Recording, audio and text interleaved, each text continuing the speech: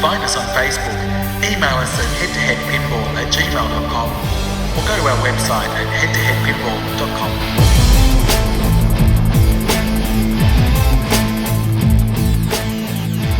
head2headpinball.com. Welcome everybody to the Head2Head Pinball podcast. This is episode 22 and my name's Martin, and with me it's Ryan C. And we've got another special guest. We've got just interviews galore. We're on a bit of a roll. So this guy is, people have wanted him to come on the show for a long time. I'll give you a couple of clues. He's coined, he likes to use such terms as a world on the glass and TIE fighter on a spring. He is the self-proclaimed world's best podcaster year on year end. He once tried to build a Magic Girl shrine, and he decided he might shelve that idea. He's been banned from Aussie Arcade, Clove, Pinside, and the Dodge Demon forums 8 times. It is the one and only Chris Kaneda. How you going, Chris? Gentlemen, good evening. We are coming at you. It's 3:30 in New York, but I'm gonna be animated. This is gonna be fun. Yeah, Chris. So for those who don't know you, who are you and why are you interested in pinball machines? Sure. I'll give everyone. Most people would know, but my quick background, I'm a gaming geek. I built a bedroom arcade in New York City. I lost my fiance because of it like 4 or 5 years ago. Shoot, time flies.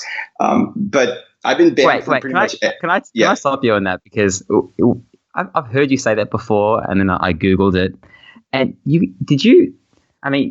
there's a news article on you about that, and it's got like your picture and like the scrolling text. There's hundreds of news articles. It went viral. Okay.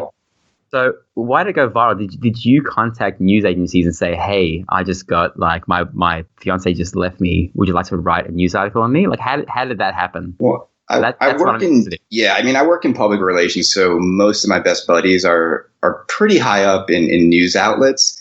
And originally the story was just supposed to be a Wired story about turning a bedroom into an arcade. And towards the end, my friend knew that my engagement ended and the reporter asked about that. But the real story that just made it go viral was the New York Daily News just put up a story that said, man builds arcade and loses fiance. And that's the one that just like everyone latched onto media wise. But yeah. Okay. Look, you didn't plan it to be like this. No, I just couldn't hide it though. It was kind of accurate. It was like my escapism to a bad relationship. And I think a lot of guys out there can relate. Like this hobby, sometimes they love more than their significant other. It's true. Don't deny it, Ryan. Don't deny it. Yeah, I'm not allowed to agree with that, just in case my wife listens. but were you happy with the angle they took on that? Like, good publicity. Yeah, the only thing I didn't like was they sort of painted her as like this bitch who wasn't into my passions, and the commentary from people. Guys were like, you're my hero. And women were like, you're never going to get laid again. Grow up. You're such a loser. And I think that's why the story was so popular, was it definitely created a divide, like even more of a divide than the new Star Wars movie. But you know what? it was kind of worth it because I've met since then. I'm engaged again to an Irish gal who's much more sensible and appreciates the gaming side of me. So all is good as we go into 2018. That's great. Now, and what machines do you own now, Chris? What have you got in days like that? Right now, I just sold my Magic Girl. As you guys all know, I thought it would be the greatest game ever. It turned out otherwise. But right now in my possession is surprisingly a Batman 66 Super Limited Edition. I like expensive, shiny things. And I have a Tales of the Arabian Nights that I am currently trying to sell because I don't have room for it. I have room for one pinball machine in my New York City apartment. Yeah, it's space is a premium there, isn't it? Yeah, it kind of helps keep my my addiction at bay, because if I had room for a lot more, and Ryan, I love seeing your house where there's just like machines in the living room or the spare room, whatever you call it. I would buy more if I had more room. Yeah. So then just on Magic Girl, because obviously we got to play it as well, and it's an interesting thing because obviously it is a beautiful machine. It is fantastic to look at. I know that, on one of your podcasts, you said you're happy with it because it's exclusive and it is a work of art. Sort of what sort of made you sort of give up on it? I mean, if you had a lot of games and you were a collector and you wanted to have something in your row of games that would make people stop and say, wow, like you have one of the 20 or so Magic Girls in the world, then that's where Magic Girl belongs. But if you have only one pinball machine and every day you wake up and your pinball experience is Magic Girl, it is the worst game to have.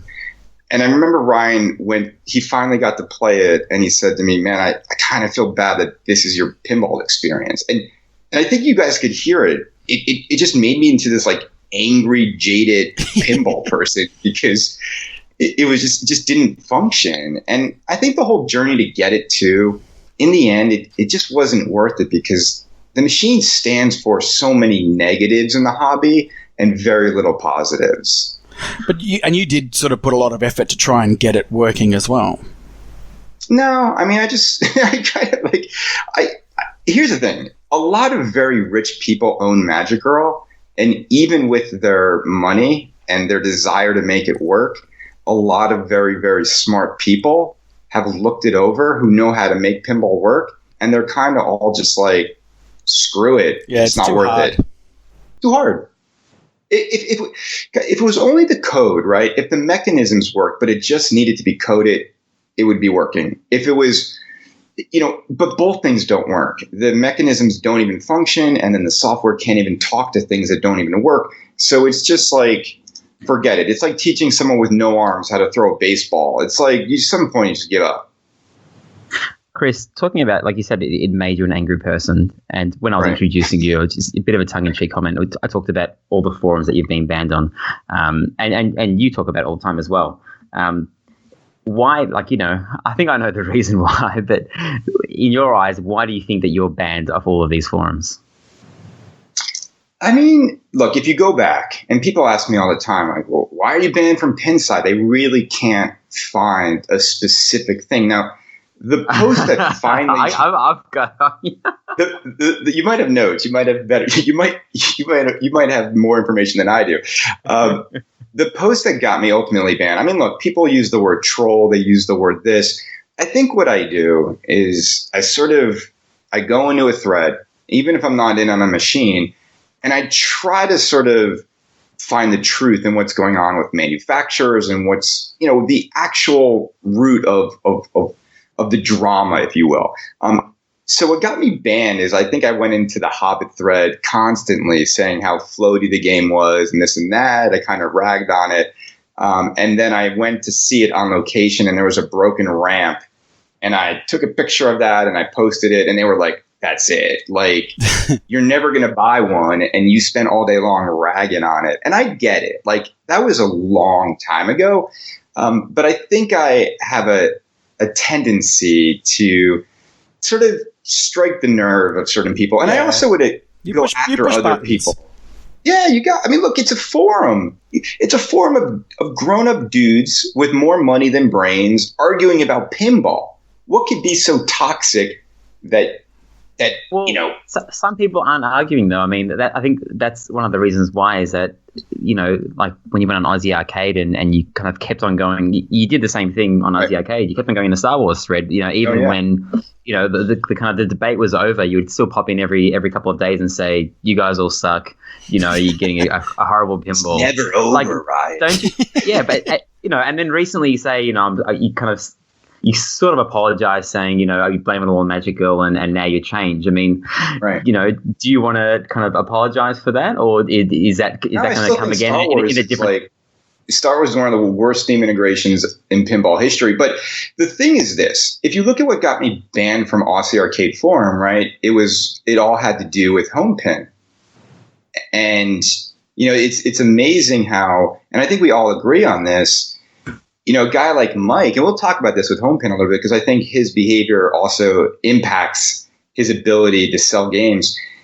I just don't think certain people should be allowed, right, to say certain things and get away with it. Now, what I love about having a podcast, and you guys you guys understand this. Nobody can moderate what we say. Like if we hone in on something that we feel is important to share, sometimes that might include calling people out on their BS.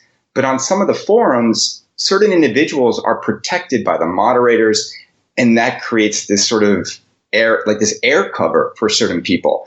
And I think what I exist is I sort of troll the trolls, and I troll the people that I feel like are getting away with their lies. And I did it to Andrew Highway. I did it to, Mike at Homepin. But in the end, Kaneda is always right. But okay, yeah, do you think that it is nice to troll the people? Like you said it yourself recently that you're enjoying Batman 66. It doesn't matter what anyone else says about it because when you're playing the pinball machine, you enjoy it.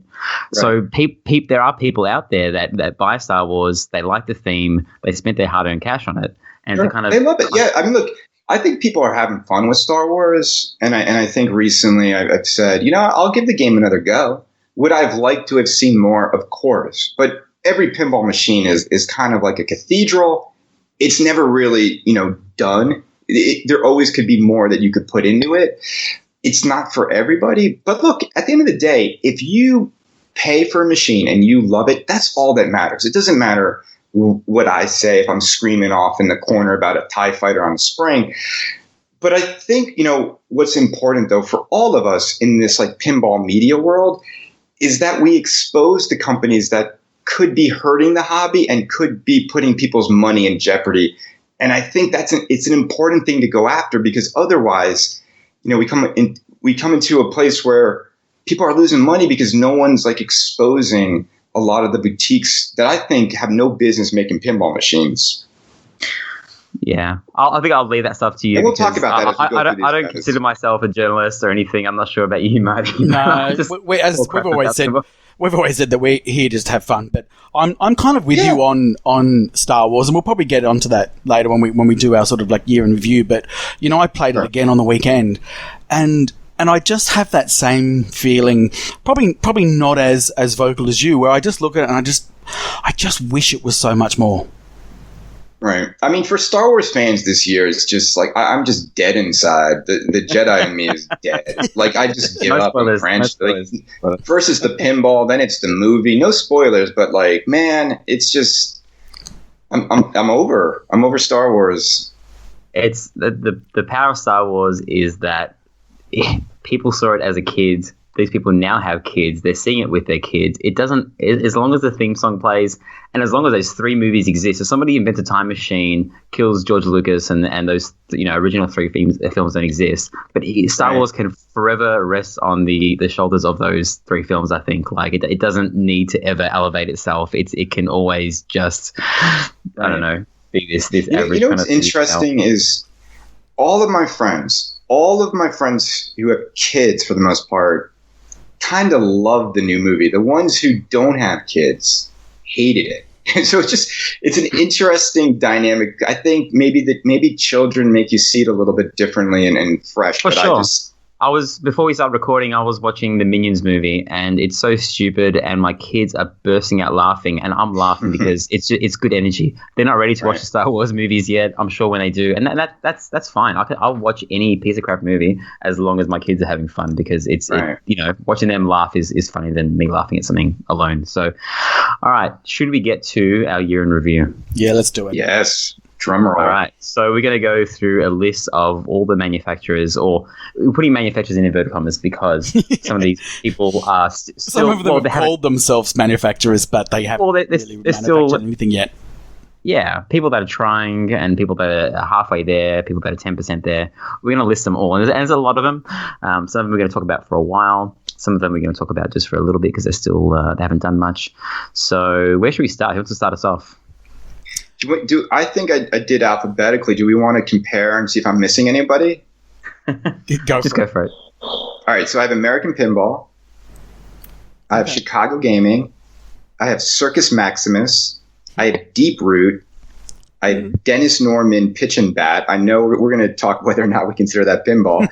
I have Dutch Pinball, Highway Pinball, Home Pin, Jersey Jack, Multimorphic, Quetzal, Riot Pinball, Skit Bee, Spooky, and Stern. Skip Oh, B. fuck me. That is a lot of bloody manufacturers. Well, would be. All right. 15 entities. And I guess you could consider Zidware part of Deeproot. Otherwise, we'd have also Zidware in there, which would be 16. Yeah. So Right. I'm probably jumping the gun here, but, let's say you've got 16. How many of those do you think are, like, real legitimate manufacturers? 4? I mean, I would say American Pinball. Sure. I think they're gonna do it. Chicago Gaming. Yep. I mean, I'm gonna skip over Dutch for now. I would say Highway is shipping. Home Pin, JJP, Multimorphic is shipping. Spooky, Stern. So even there, like, right? I mean, half of the list has put a game in a box. Did I count Spooky? Yeah. So you got 8 of them are players in the game. The other 7 or so are vying to get into it. Okay. So I guess we can define it as companies that have put games in the hands of people. Yeah, they've got something out there. Okay. Which is crazy, right? That's way more than there ever was in the 90s and 80s. Yeah. So we can probably take Home Pin off that list. Right. Well, one day. But we'll talk about them because they're they've probably invested more. They're in the top 4 in terms of investment, right? Yeah, to get sure. a company going. Yep, for sure. All right, let's start with American Pinball. So American Pinball this year at TPF, you were there, Chris, Texas Pinball Festival for Marty. They finally kind of revealed, not finally, because they kind of did it pretty quickly, from design to having a prototype on the floor. They showed Houdini for the first time, and they kind of announced it should be shipping in some kind of quantity by the end of the year. We're now approaching the end of the year. They do have, I think, 1 or possibly 2 machines out on tests. So what do we think about their year? Well, let's just, for the listeners out there, what we're going to do is we're going to go down each list. We're going to say what's happened this year, and then what we predict will happen in 2018 for each of these guys. So here's my take on Houdini real quick. I think the game is jam-packed with features. Taking over from where J-Pop left off and Joe Balser coming in to sort of redo it. How fast these guys made that game is incredible. Like, I think they went from nothing to something in like 4 months. I'm a little concerned they haven't shipped yet. It's December, what now, like 20th or something? I think Houdini is going to have a hard time selling the numbers they expect. That's my take. I think they need to sell at least 1,000 or more, and I'm just worried their production numbers aren't going to meet up with the initial demand. And after like 4 or 5 months, I think people are going to get tired of waiting for the game. So if I can just go back just a little bit. So when they first revealed the machine, it was a Poppadook design, and then later they completely redesigned. What did you think about the change from one to the other? Because they're quite different. Yeah, I mean, John's machine, I was with Ben Heck at TPF, and we walked around the machine, and anyone who knew pinball was like, this machine can't work. It's a typical J-Pop machine. It was beautiful.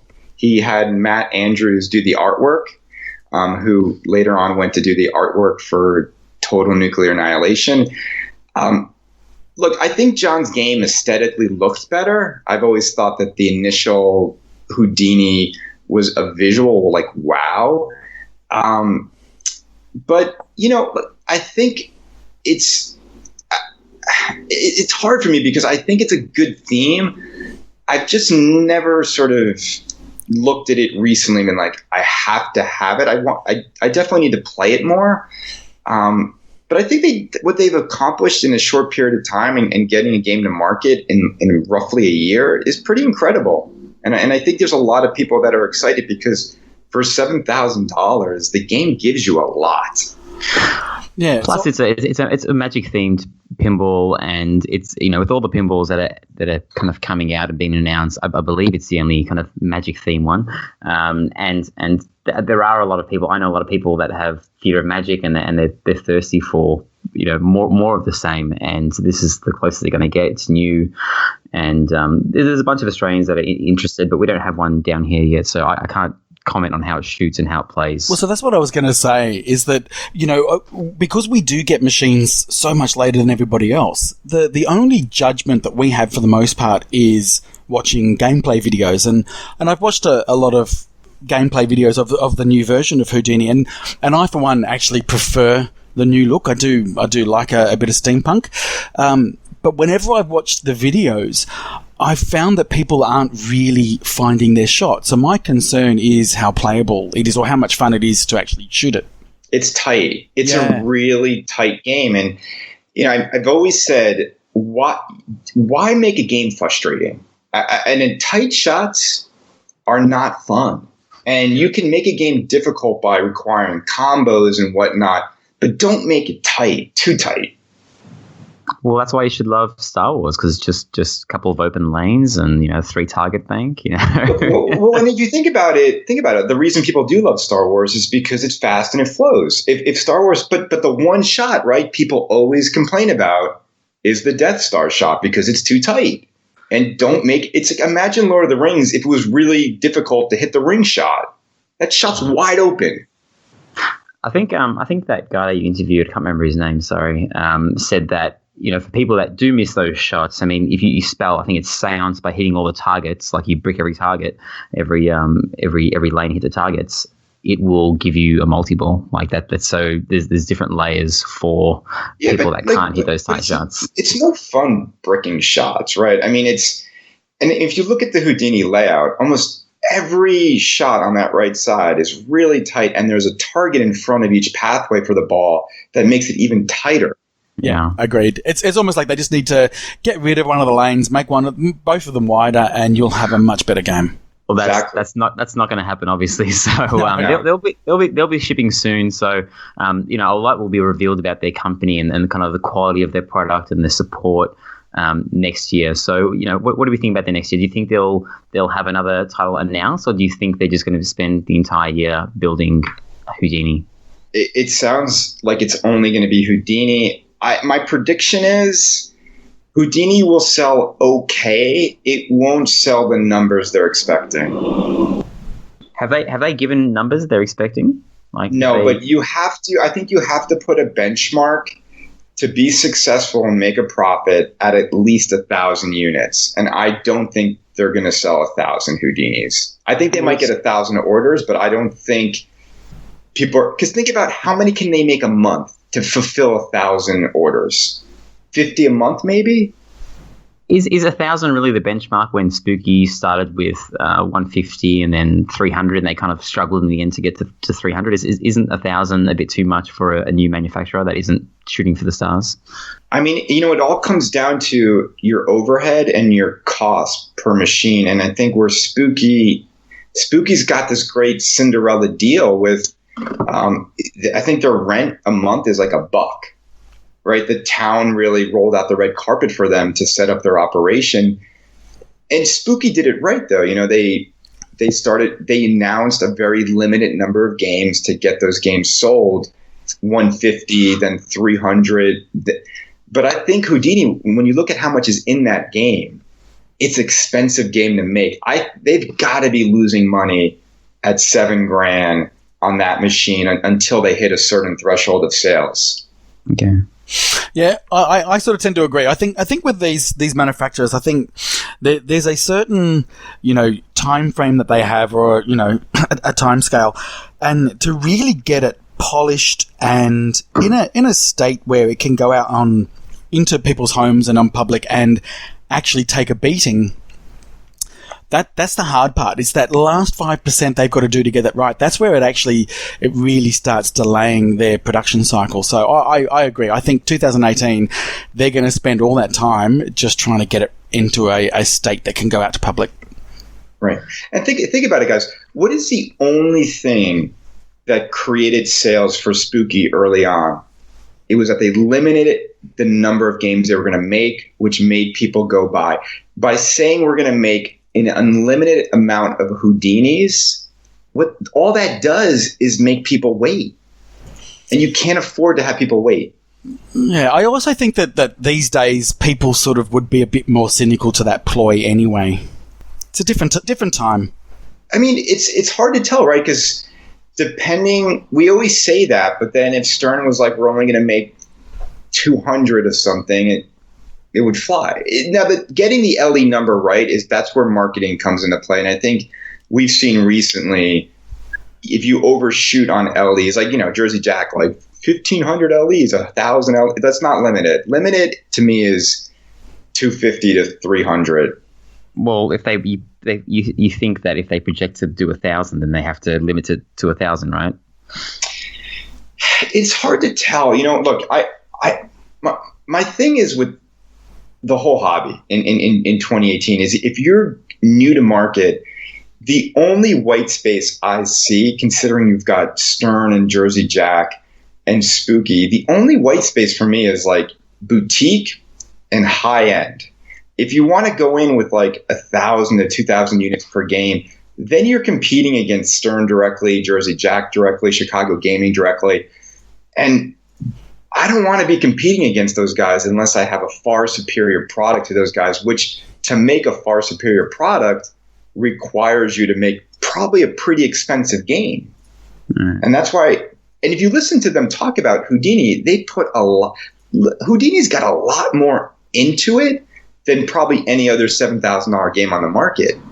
Now, either they figured out how to make games cheaper than everybody else, or they realize this is going to be, we're going to take a loss on game one just to establish our company. Yeah. Let's move on to the next. Otherwise, it'll be a 3-hour podcast. About American pinball. Yeah. Who do you want to go to next? Do you want to do Spooky? Just in random order. All right, Spooky. Yeah. So what they do this year, they finished making Rob Zombies. They got to the 300 number finally. In March, they kind of stumbled across, but Scott Denisi kind of showed Total Nuclear Annihilation. It was Total Annihilation back then to the world through the Dead Flip stream. Everyone fell in love, and they use that to kind of be a bridging product to Alice in Wonderland. Not Alice in Wonderland, sorry, Alice Cooper, which they announced in March. And there's also the Jetsons in there as well. So they've been pretty busy for a small company. What do you think about their year? Was Domino's also last year? No, I always forget when Domino's came out. It was shown at Expo last year, but I'm guessing they kind of were still making it sometime this year as well. Right. I mean, I'll summarize Spooky quickly. I think that Charlie has done it right. I think he's never taken people's money and not delivered. He's never done the pre-order nonsense. He's built his company small, and he's learned a lot along the way. And I think that goodwill has created a consumer base for him, right? I think Rob Zombie, the games aren't great yet, and I think they also understand that. I think the era of people racing towards a limited number of a limited game like Spooky is over. I think the move to get Total Nuclear Annihilation on board as a Spooky game was brilliant. People were loving that game at the shows, and it sort of filled in the gap between Rob Zombie and Alice Cooper. So I think, Spooky's in a good position right now. I think the test for them now is, can they make a game that's as good as a Stern Pro? Yeah. That is going to be their test for 2018. And from all accounts, that's what I've heard Alice Cooper they're aiming for. But for a company that they really have done, let's call them, I won't call them low end, but let's call them mid end machines. Can they actually produce a game, not just with all these different moving parts in it, but with the build quality that's actually going to take a beating? Right. All you got to do is, if you lift up a playfield on a Hobbit and lift up the playfield on a Rob Zombie, and just stare at those two things, it looks like the Hobbit is 5 times as expensive. But that doesn't necessarily mean the game's more fun, or people enjoy it differently. But the bit that I don't worry about, but the bit to me that kind of stands out is, because of the limited number of machines they're producing, everyone has to wait. And have to wait a pretty long time. I mean, that Rob Zombie thread, I mean, they built 300 machines. In the end, it took like just over a year, I think. But because people were selling their machines secondhand within that time, a lot of people freaked out and pulled out. Now, you know, TNA is probably the opposite to that because people were begging someone to make that machine. So I don't think you get as many dropouts, but there are going to be a lot of secondhand machines for sale before, you know, it's almost like they're competing against the secondhand market because they can't just dump a couple hundred machines on the market like Stern can in a couple of weeks. Can you imagine if you had to wait a year to get your Guardians of the Galaxy? People would have already dropped out. They say, no, right. I don't like what I'm seeing, and they drop out. But if you're able to produce them really fast, then there isn't this kind of waiting process. So I think for next year, Alice Cooper has to be an absolute amazing machine because I don't think, you know, the climate we're in, I don't think people are going to wait a year to get an Alice Cooper machine. I couldn't agree more. The window, because of all these manufacturers, right? Because of Stern going, Pirates of the Caribbean coming out, people are not going to wait. You need to be able to get games out in volume pretty quickly. Charlie has put a number on Alice Cooper, right? This is his largest production volume at 500 units. Do you guys think he sells 500 Alice Coopers? It really depends on how good it is. I don't know. What do you think, Manny?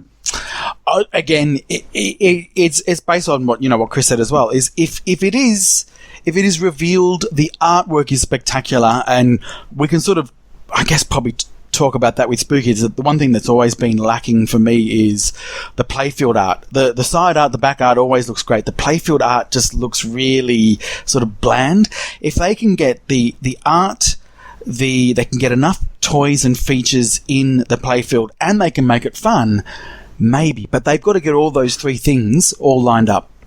And we have artwork to go on right now. What do you guys think of the Alice Cooper translate? We kind of like it, yeah.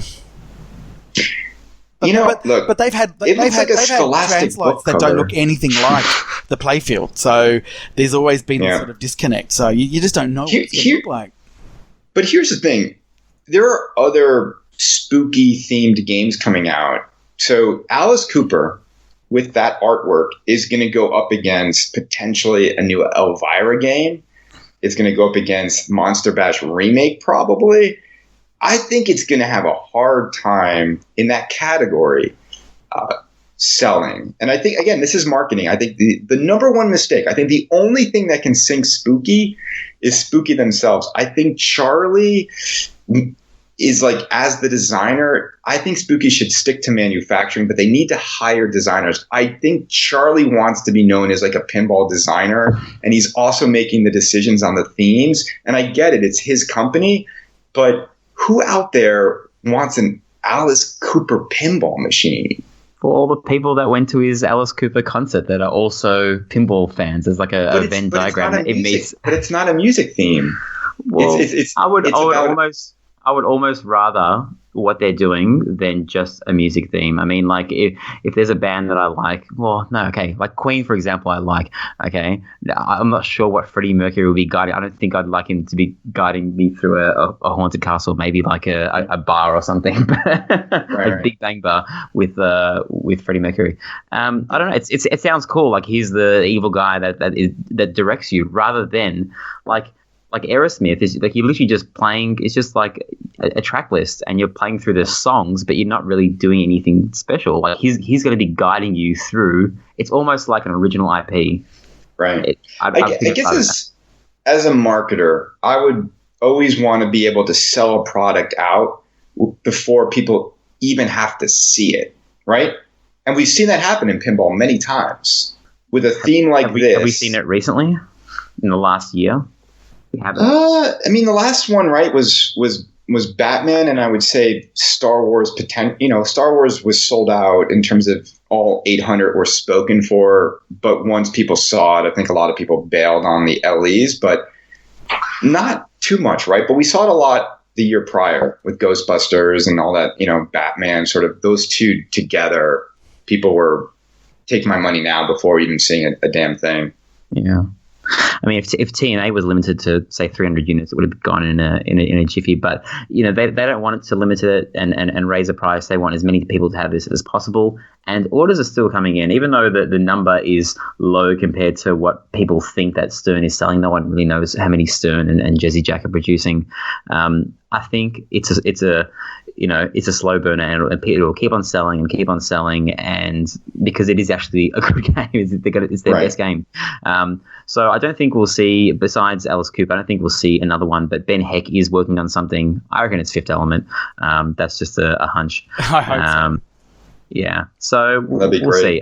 They've done pretty well this year. We could give them a pass. Well, but we obviously have to talk about Jetsons, right? Because that was also, even though I know it's the pinball company and it was sort of, I guess, a bit of a licensing. Do you think that was a smart move, them making the Jetsons? It's a no lose situation for them. Like Chris, you said before, they need to be a manufacturer. Okay, well, Scott Danesi designed TNA. Ben Heck designed America's Most Haunted, and he designed their next game. And the pizza guy, whatever his name, Adam, I think it was, helped design. Well, he didn't do the actual CAD drawings, but he designed Dominoes. And the pinball company kind of came to Charlie to design this. So they are kind of like this company that can do work for other people. So I don't think it is just Charlie. It's a smart move financially for them. It's a bad move for the perception of the brand. And I think as an analogy, I'll say, if I go to Ferrari and I'm going to use a car argument, and I commission them to make a car for me, and they make a piece of shit car, but it's got the Ferrari logo on it. It brings the brand down, right? And I think that's what's hurt Spooky is, sure, they built a game because they were commissioned to build it, but their brand is being decreased in terms of, because the game's not great. This is a Spooky game, so it's hard. Do you think they should have like an offshoot company, kind of like BMW owns Mini, so they've got I mean, maybe just have a manufacturing wing. I think it would help a lot of these companies if they want to just have like a manufacturing side of it, that they could call it something else. But look, it's not a big deal.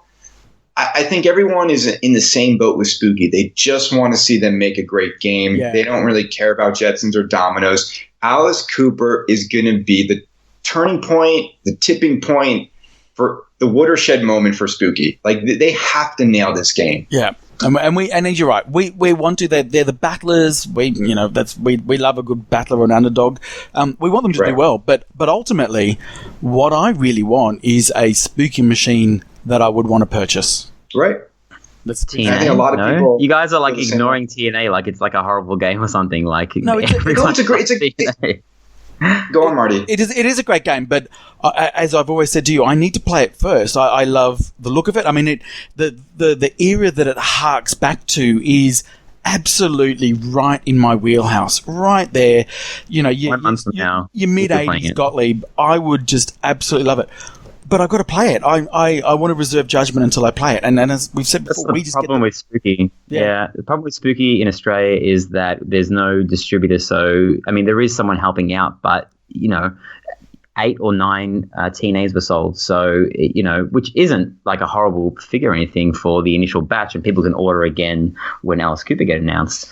But if that was brought along, if they flew one down for some of the shows that were down here, I think they would have a lot more orders, and they don't have the marketing budget to do that. I don't think they've ever air freighted a machine. When I messaged them and with that idea, can I air freight one down and I'll help you? And they said, we've never done it and we don't know how to get quotes. And it's, what I mean? Like they're still going through that growing period. So, all right, let's move on to the next one. Otherwise, as I said, we've got through 2 from 15. All right, let's do an easy one. Let's do Deep Root. Okay. So, we just all collectively laugh for a minute and then we go on to the next.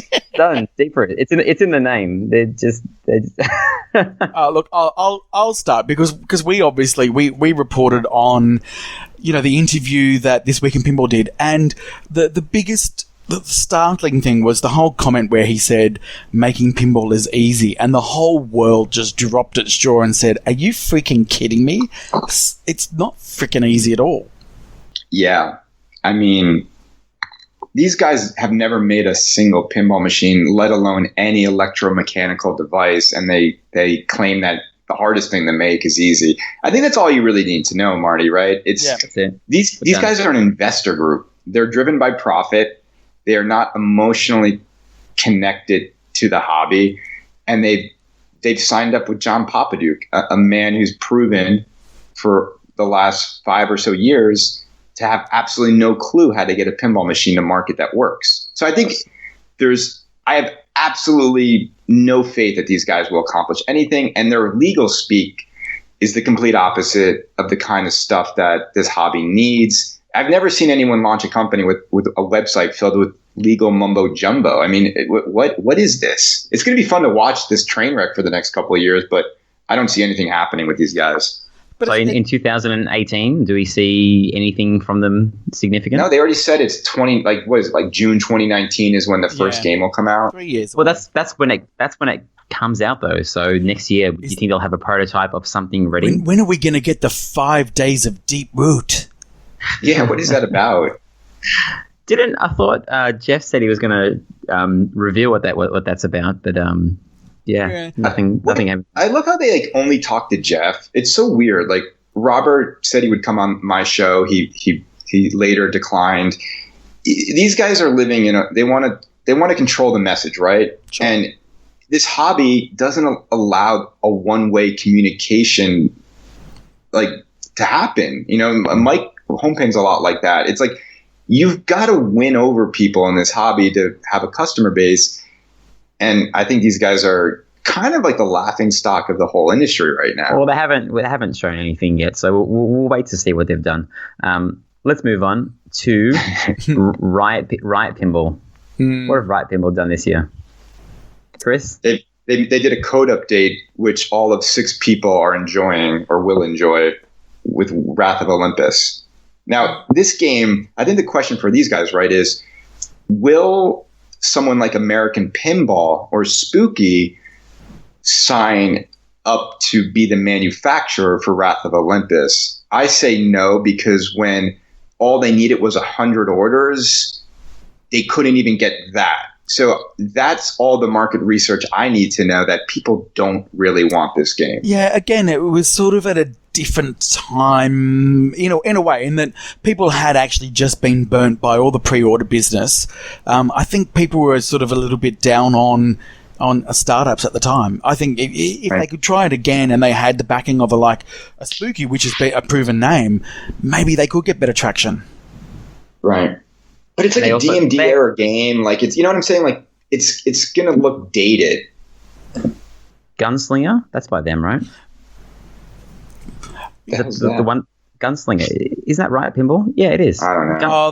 Is that what? Yeah, you're the one who talked about it, Marty. I did, but I thought it was going to. When they changed their Facebook page, and I thought, okay, they're going to come out with a Western themed pinball machine, which I'm not necessarily into Westerns, but I thought, that could work as a cool theme. And then they actually brought out one of those original pin balls with a ball on on a spring. It's called Dead Man's Hand. Yep. Sorry, I was looking on their Facebook, and the first 50 will have a plaque that says Gunslinger Edition. Sorry, it's not called Gunslinger. It's there's no flippers. You kind of plunge the ball and you're playing. It's an original, the sounds like a J-pop design.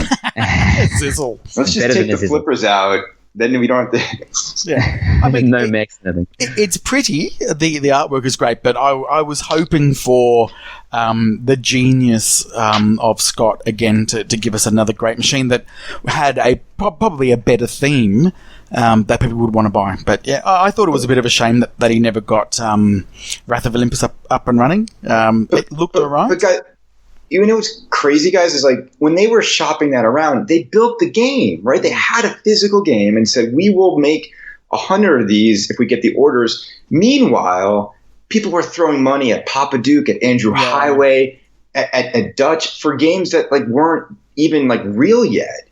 And that just to me shows that even when it was real, people didn't really want it. Well, so you're in marketing, right? So you would know this, and PR in particular.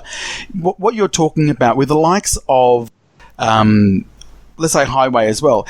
He came out with grand statements, grand messaging, grand plans. People bought into it. So with the likes of Wrath of Olympus, they're like, well, if you guys do give us some money, we might make them. It's kind of like that false confidence that these other manufacturers that are given that people have bought into. Right. Yeah, I mean, it's kind of like, it's a little bit of a combination of theme versus pinball too, right? So Wrath of Olympus, it's kind of like, I don't know, it's not really a theme that immediately jumps out at people. Yeah. If it was called, what's that PlayStation game with the Chronos and God of War? Yeah, like if it was God of War, maybe a little bit more, but I don't know. I think people had their chance at it. They didn't want it. And yeah, there's like 10 dudes on Pinside that are like Tiger Law's like, make it, I'll buy it. But it's like, yeah, cool. There's 15 of you. Not going to happen. Yeah. Agreed. All right, let's move on to, let's pick a random one. PPA, Chicago Gaming. Okay, some positive news since we've been on a bit of a downward spiral. Interesting revelation, right, today that they made? Yeah. Do you want to read that out, Marty? Do you have that in front of you? I do indeed. So, oh God, it's in small writing. So this was actually, was this on their Facebook? No, yeah. Yep. It was Rick's Facebook page. Yeah. So it says, a little clarification, we've at least 7 remakes coming. All are products of the Chicago Gaming and licensed through Planetary Pinball. Blah, blah, blah. I'll get to the good bit. Basically what they're saying is, what I can tell you is that the list of likely remakes are, what are they? Monster Bash, Cactus Canyon, Theatre of Magic, Big Bang Bar. And that list may change as other games become more interesting to add to the base of desirability. So that's interesting because he left one out. He said at least 7, which includes Medieval Madness and AFM. And then he goes on to list 4. So there's a 5th extra title that they haven't announced, which might be something special, or maybe he just didn't want to announce it, He did it purposely. It was purposely because he wants to see what people will chime in with.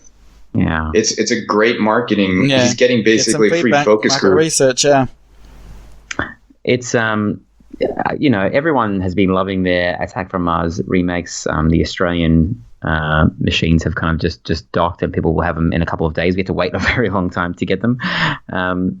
I don't know. I don't think this company can really stuff up because they're making what the consumers see as the best pinball machines ever, and they're making them better and new. They've got enough data to know the pricing of these machines, how much supply and demand there is to know which ones are going to be a surefire winner.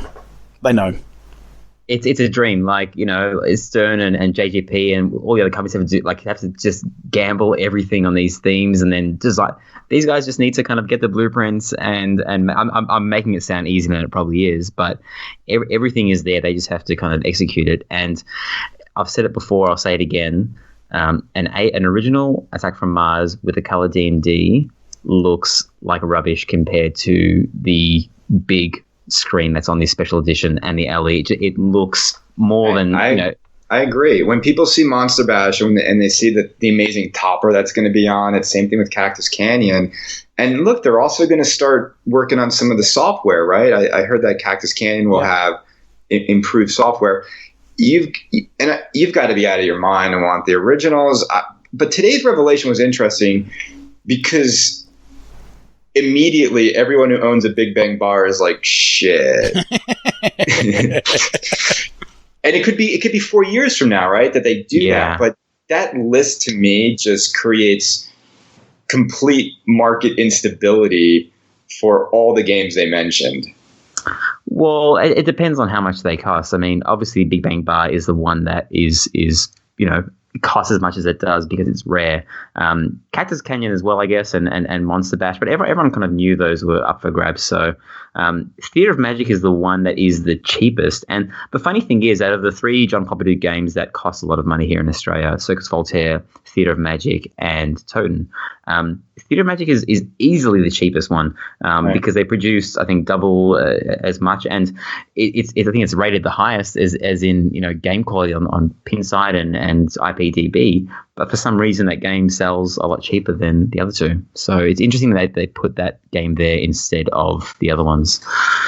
Who owns the rights to Kingpin? Because I was curious, because we know Circus Maximus is teasing that they're going to make that, and we'll talk about those guys. But if they own Big Bang Bar rights, maybe it's a collaboration. Maybe it's they wanted to do it so badly that it's like a 3-way collaboration between PPS, Chicago Gaming, and them. Who knows? That is very weird, though, that you kind of, one company is making Big Bang Bar and another company is talking about making Kingpin. Right. It's a mystery. It was interesting because a lot of the comments, if you read on Pinside, even though they announced those titles, a lot of people chiming in with, why can't you make Indiana Jones, Twilight Zone, and the Addams Family? Games which were produced in numbers anywhere from 14,000 to 20,000 units back in the day, but there's still demand for those games brand new. Yeah, Addams Family now in Australia has reached the tipping point. A nicely restored one will go for above $10,000, and the remakes are going for around that.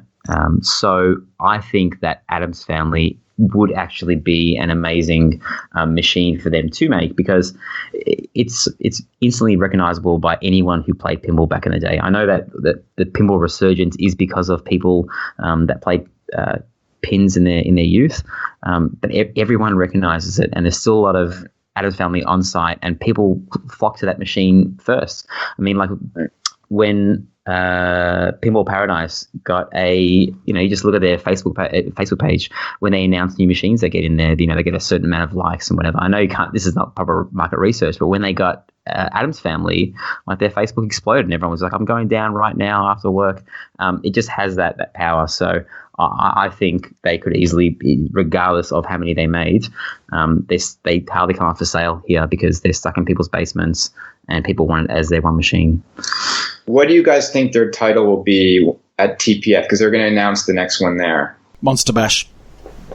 Yeah, I guess it's either Monster Bash or I actually heard, I heard it was Monster Bash. So. I say that based on what I see the price of the second-hand market at the moment. It is the one machine right now that still commands a much higher price for obviously good in condition, but it is the highest, and I think that was the case when Medieval Madness came out. It was on the second-hand market, it was the most expensive, so it would make sense that there wasn't necessarily a huge amount of them made, so there's a market there for them.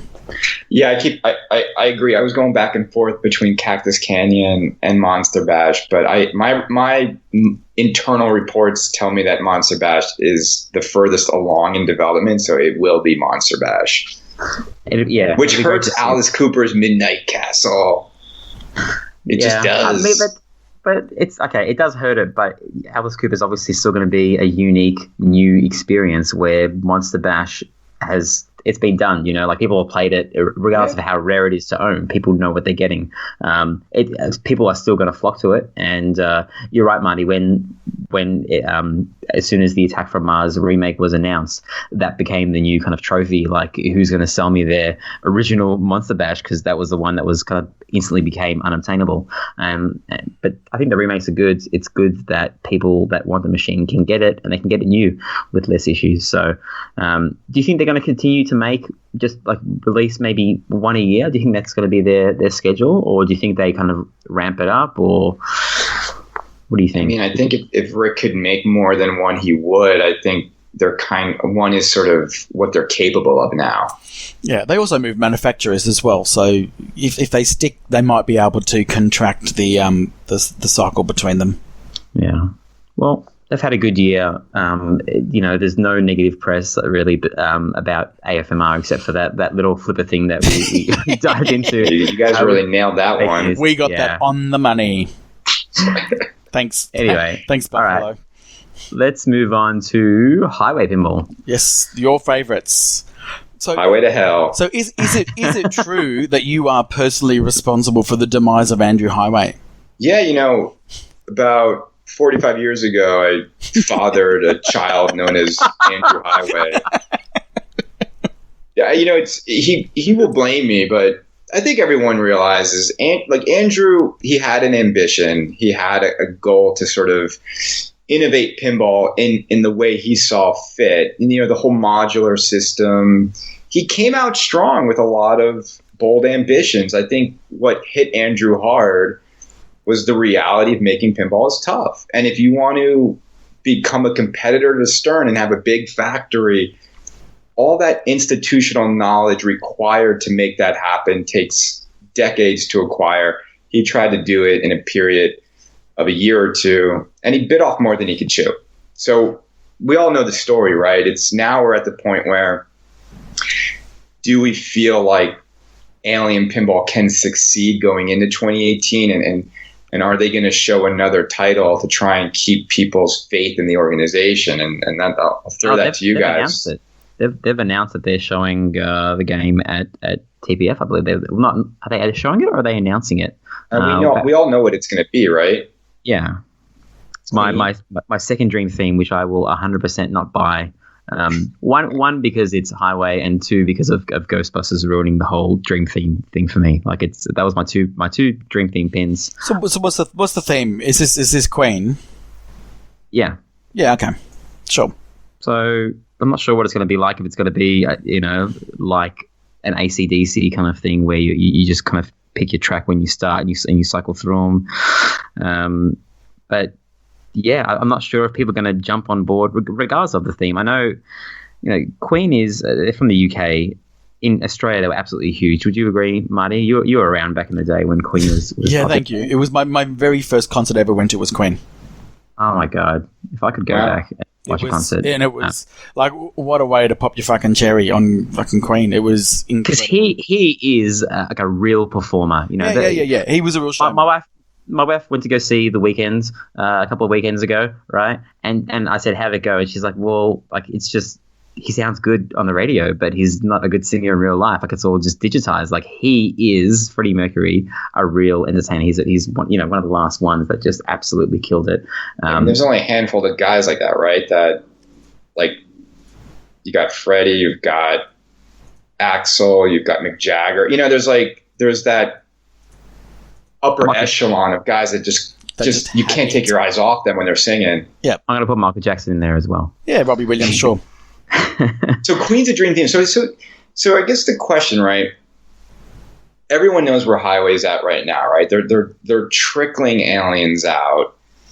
It's been a rough year for them for sure. It's as bad as it gets. I mean, the founder of the company is booted out by the investors.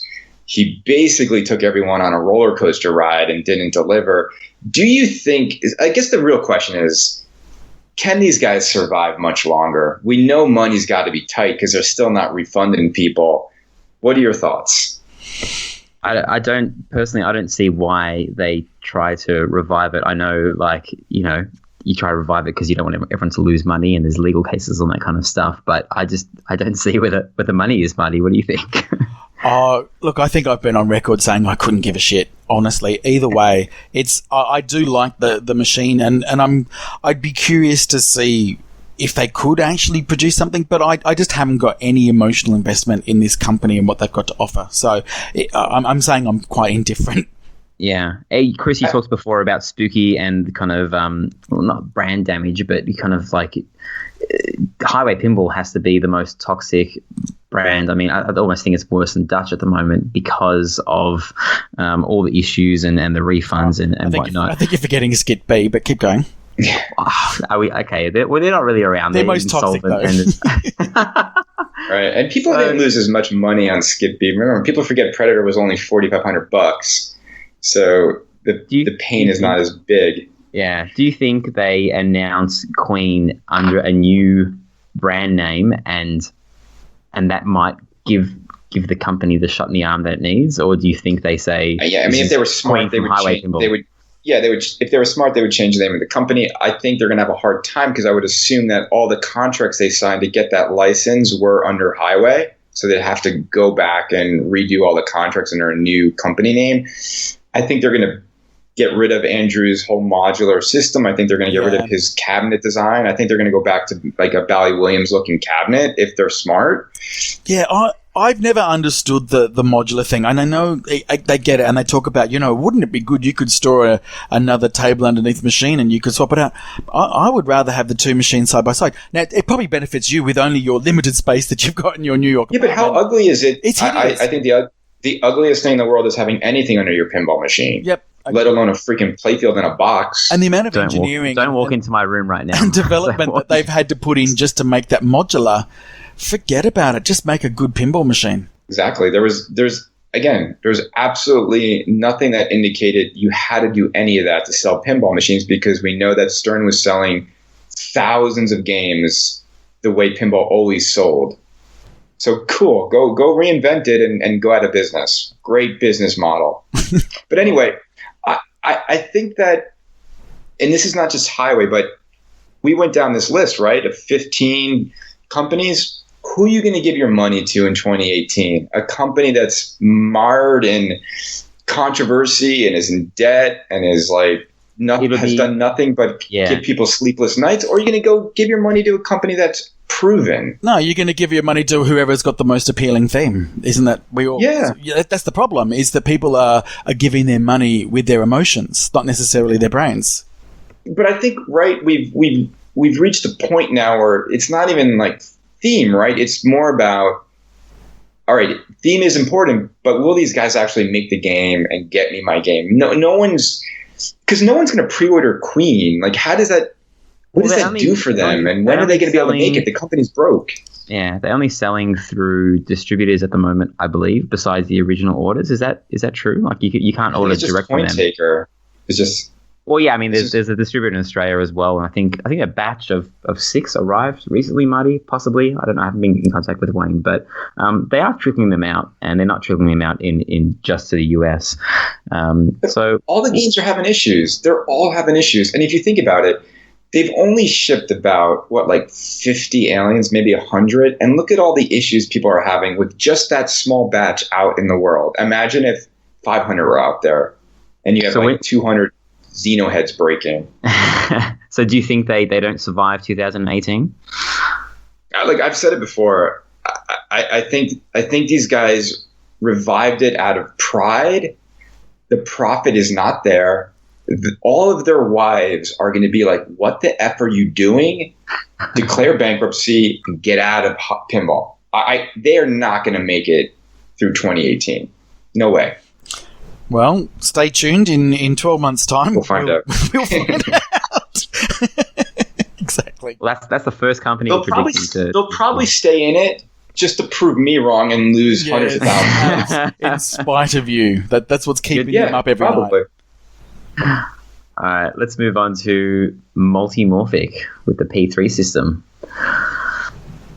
Who wants to solve? There's a silence. Who wants to I think it's a wait and see. I think it's one of these interesting things where everyone says we want innovation, we want the next generation of pinball, but not that. It's like when they say, you know what, we want an original theme, but not that one. I don't know whether there is a market for what they've delivered. Right. I think Nate Shivers said it best when he said, I'm not sure it's pinball enough to sell. Yep. It's cool. Like, it's fun. I love that game where when they link the two games up and you can send balls over to the other person's machine. Like, if it was internet connected and they really built it in that sort of realm of like, we're going to make the first ever like online gaming sort of pinball machine, that could be really cool. I think Jerry's issue is just, people saw it for like 5-6 years before it came to market, and now it's finally out. But I haven't seen much from owners, right? It just shipped for the first time in 2017. So if you go Marty, to you should buy one, Marty, so you can be the only Twitch streamer streaming it. That'll be some exclusive content. You get some hits then, right? Yeah, look, I know someone that played it a number of years ago, and they said it was fun. It just didn't feel right, and I think because they had to have flippers sort of mounted over the TV screen, therefore it's a whole new way that they've had to make the mechs, and they just didn't feel like real pinball. Was the feedback that I got. I think every time. Go on, Ron. I mean, when I saw it at the Chicago Pinball Expo, I kind of like stumbled across it. I was like, oh my God, this is that thing. Like, I should, have a game. And I played one game, and then there was just no part of my body that wanted to press start again, even though it was a new experience. And even though it wasn't horrible, it was fun. I mean, there was Dialed In, there was Alien there. Like, they're at these shows, they're competing against, like, at every show, there's going to be a new pinball announced. And I don't think anyone's ever going to sit there, and there's never going to be a line behind the P3 stuff. Right. I don't know, just because maybe it is just a little bit too different to what people expect. Yeah, it's again, I'll take it back to marketing for just a second, but if you're seeing Stern selling thousands of games a year and you want to enter into the pinball market, what market research could possibly tell you that this is the innovation you need to break into this category? If you remember when Jerry started, that was like almost like 6 years ago. If he just made any pinball machine, it would have sold. Yeah. Any. And it's like, I know this is a dream. It might be a little bit ahead of its time. But if anything's going to save it, and I think he knows this, he needs to get a licensed theme and show what that platform can do with that licensed theme. No one's going to go in on Alexi Lightspeed and the battling rocks and kart racing, whatever, all that stuff. Come on, man. You got to show us what this thing can do with like a licensed theme. Yeah. I think the one other thing for me as well, there's a lot of things stopping me from wanting to buy this, is it's got a big LCD there, and I play pinball to get away from like my phone, which just sucks my life away when I'm always on it. I don't want to look at another LCD screen kind of all the time. I want a static piece of wood with art printed on it. Right. All right, so let's. It's a good point though. When you turn it off, when you turn a machine off, having a work of art in your home is important. When you lose that with just a black screen, it takes away from the appeal of owning something 24/7.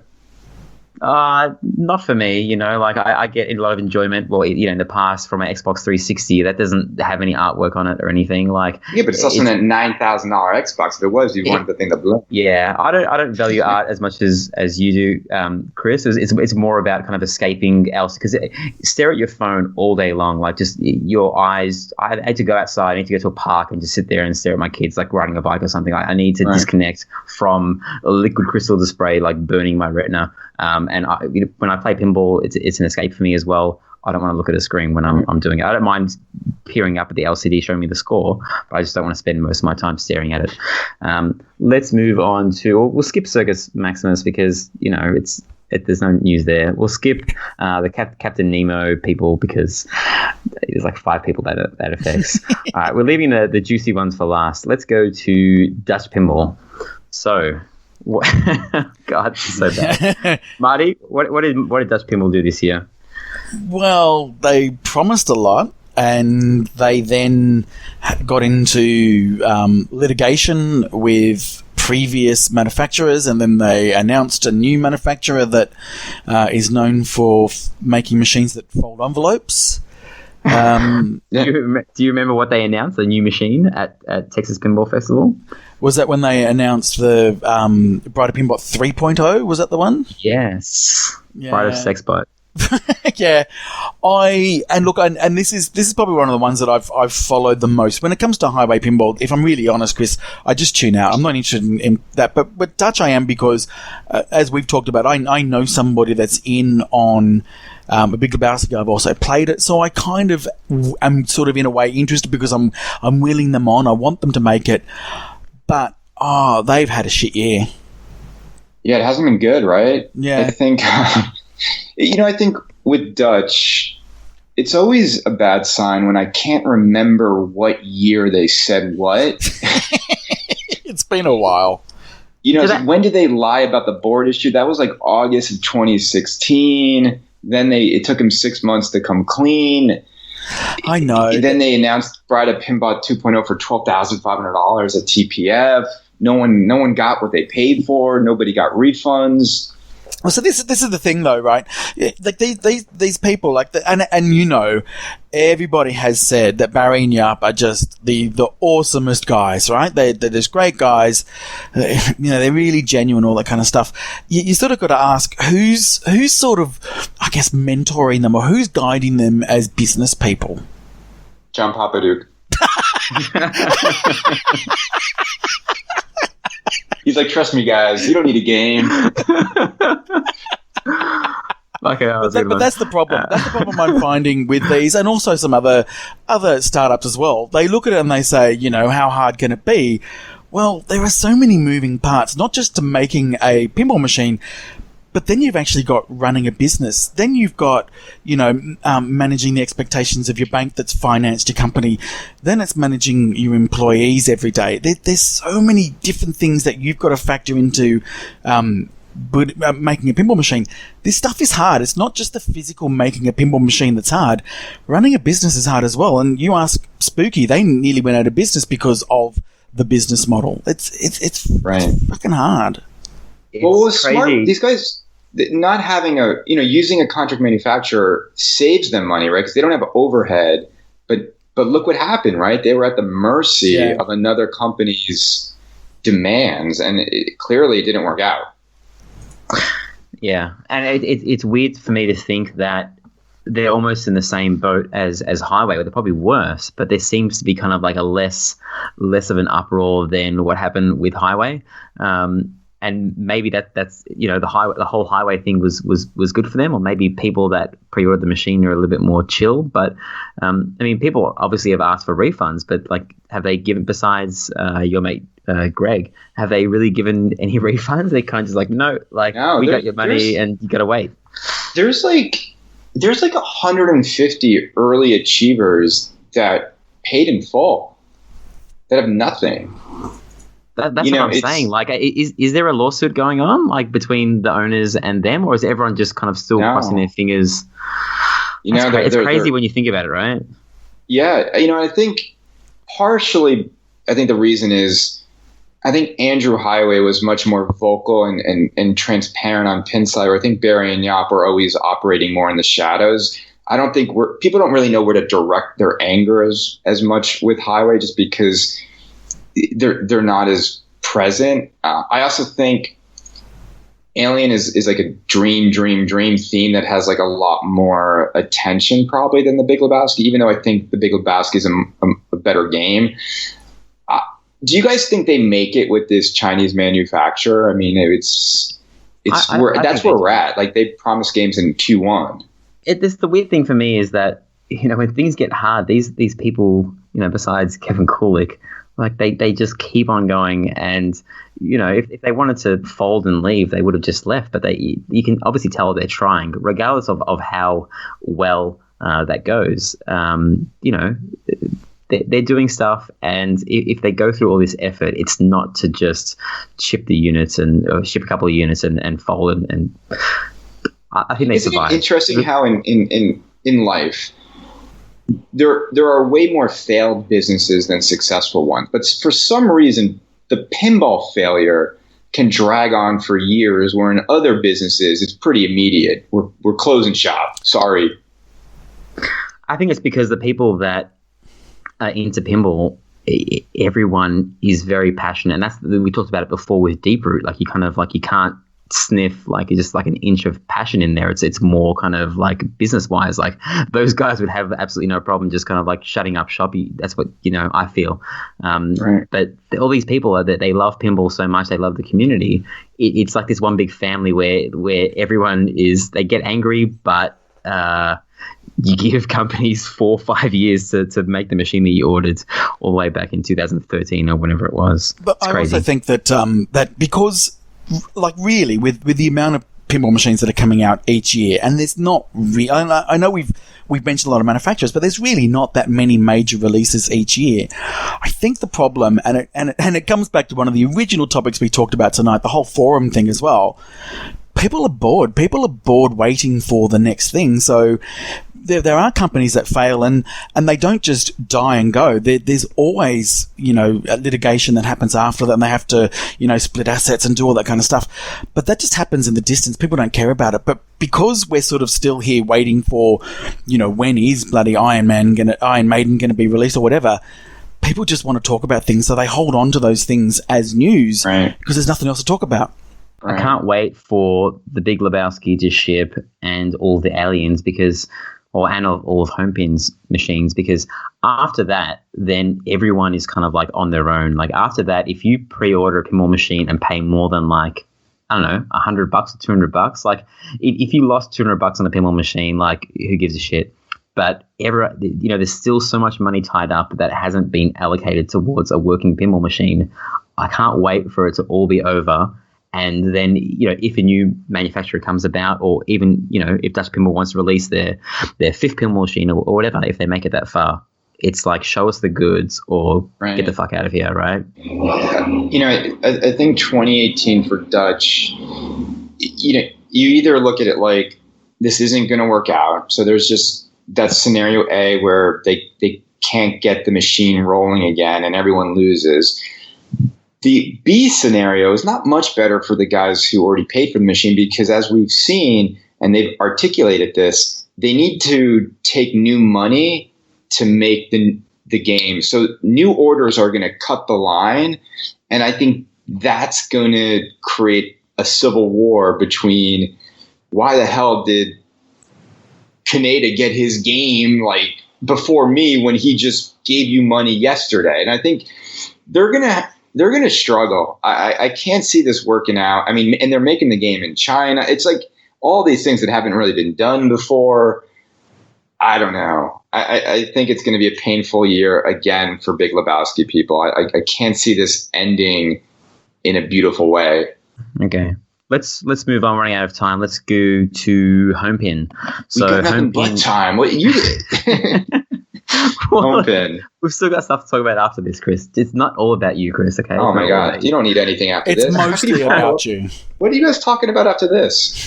we got What's you. Left? What's left? Trust me. Hey, if we tell you what it is, you'll have a podcast up before we release this in like 1 hour's time. Okay.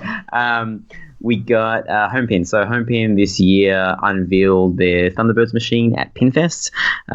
It wasn't to rave reviews. It was a prototype in big writing on the machine. He has been kind of absent from social media since. Well, not totally absent, but as absent as he can be. Tweaking the machine. They're still working on it. Doesn't shy away from letting his opinion known. Mike, what do you think about their year, Marty or Chris? Yeah, this guy he's dead on arrival with his game, with his attitude in life. I think Mike he's drawn a line in the sand and basically said, I don't care about the world's biggest pinball market, which is America. I don't care about people's civil and social rights. I mean, this is the worst way to start a business, which is to make enemies. And this is a really small community of people that want to feel good about the companies they give their money to. I mean, Spooky can make a mediocre game but sell out because people love Charlie. Mike's got a bad game and a bad attitude. I think these guys don't make it. I think it is a red herring to sell parts to other manufacturers out there, but Thunderbirds just looks and plays like crap. Marty? Well, as we announced a couple of months ago, we have decided not to talk too much about Homepin. So, and I'm on record, and I've spoken to a lot of people about it. That was my personal silent protest. I just went, you know what? I'm not going to get involved in the whole whether he's a good guy or not, or whether I've just decided no airtime. That's it. Yeah. I don't want to talk about him personally because I don't talk about Gary Stern personally because obviously he's not posting on the forums. But I think he makes it as a company whether or not that's producing pinball machines, because he is doing other things and he's in China, and someone who knows how to make stuff and that speaks English in China is worth his weight in gold, because there are a lot of people there that don't, there's a lot of brilliant Chinese people that they don't know how to market stuff. They don't know how to do anything. I'm not saying he's a brilliant marketer, but he can get stuff made for other people, and he's a man on the floor there. So I think he survives in some way, shape or form. I hope everyone gets their Thunderbirds, and I hope it's a good machine. But I think what was shown at Pinfest was, it wasn't that. It wasn't a great machine yet. But we don't see Guardians of the Galaxy 1 year before it ships. So we'll see. We'll see what happens with that. All right, let's get on to the big wigs. Let's go with Jersey Jack Pinball. So this year they started shipping dialed-in pinball. They made their LEs, their CEs, and their normal editions, the standard editions. In October, they announced Pirates of the Caribbean to much fanfare, and there hasn't kind of been much news since then. So what do you think about their year, and what do we think about them going into 2018?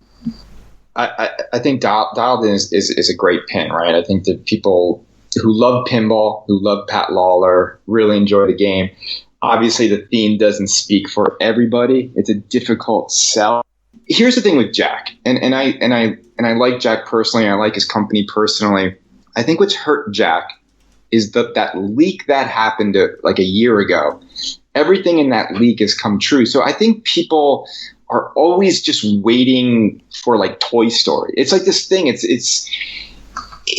keeps people from jumping into any of his titles. And I think announcing Pirates of the Caribbean early is going to hurt Dialed In sales. Pirates looks phenomenal, but again, you could argue that it's a questionable theme. That will it do well considering what's coming out? And as we talk about Stern next, there's a lot of exciting themes coming out. That's my question to you guys. Like, do you think Pirates is going to be successful? Marty? I don't know. I honestly, dare I say, I don't have enough information in my mind to actually have an informed opinion on that. And maybe that's the problem. Maybe I should be saying, yeah, absolutely, it's going to be a surefire hit. I don't know. I really don't know with this one. The problem right now in Australia is it's so damn expensive. It is approaching close to $15,000. I think it's $14,800 or something. I mean, the price rise kind of gets compounded in Australia because of our exchange rate. Like a $500 price rise is close to a $1,000 price rise. Not when you convert it raw, but because of the distributor and smaller numbers getting imported. I think it's hard to tell because we haven't actually seen Pirates of the Caribbean in full yet. Yes, we've flipped it. Yes, we've played it. We put on heaps of games on it, me, you, and you, Marty. But that spinning circle in the middle just kept on spinning. It did nothing. That's such a big part of the game. And until we see the game, and it was still using prototype hardware. Those machines look like they're final, but they're not. Like, you talk to Eric and he's just like, no, the ship wasn't working properly. But, they fool everybody because, those are prototype machines, but they look damn close to final. So everything was hacked together. But the presentation for a prototype is absolutely amazing. So I think it sells well. I think their goodwill is off the charts in terms of support.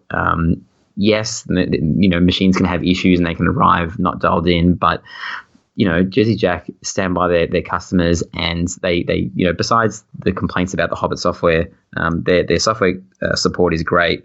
Most people love Jack. I think, regardless of how many units they sell of it, not in the thousands, I think they obviously survived 2018, and I can't wait to see Toy Story. I can't wait to play the final version of Pirates of the Caribbean. Why do you guys think they revealed it so early? Like, what benefit does that get them? I think they wanted to get on a schedule of releasing machines every year at their expo. and stealing the show away from Stern. I think that's like not an ego trip, but I think it's like, Stern, isn't that funny? Like Stern, the biggest manufacturer in the world of pinball machines, didn't want to go up against the small guys. Like that's, if I was the manufacturer of a company, I'd be like, fuck yeah, I did it. Like I got the biggest manufacturer in the world to not show Guardians of the Galaxy because we stood them up last year when they showed Batman 66 with an original theme.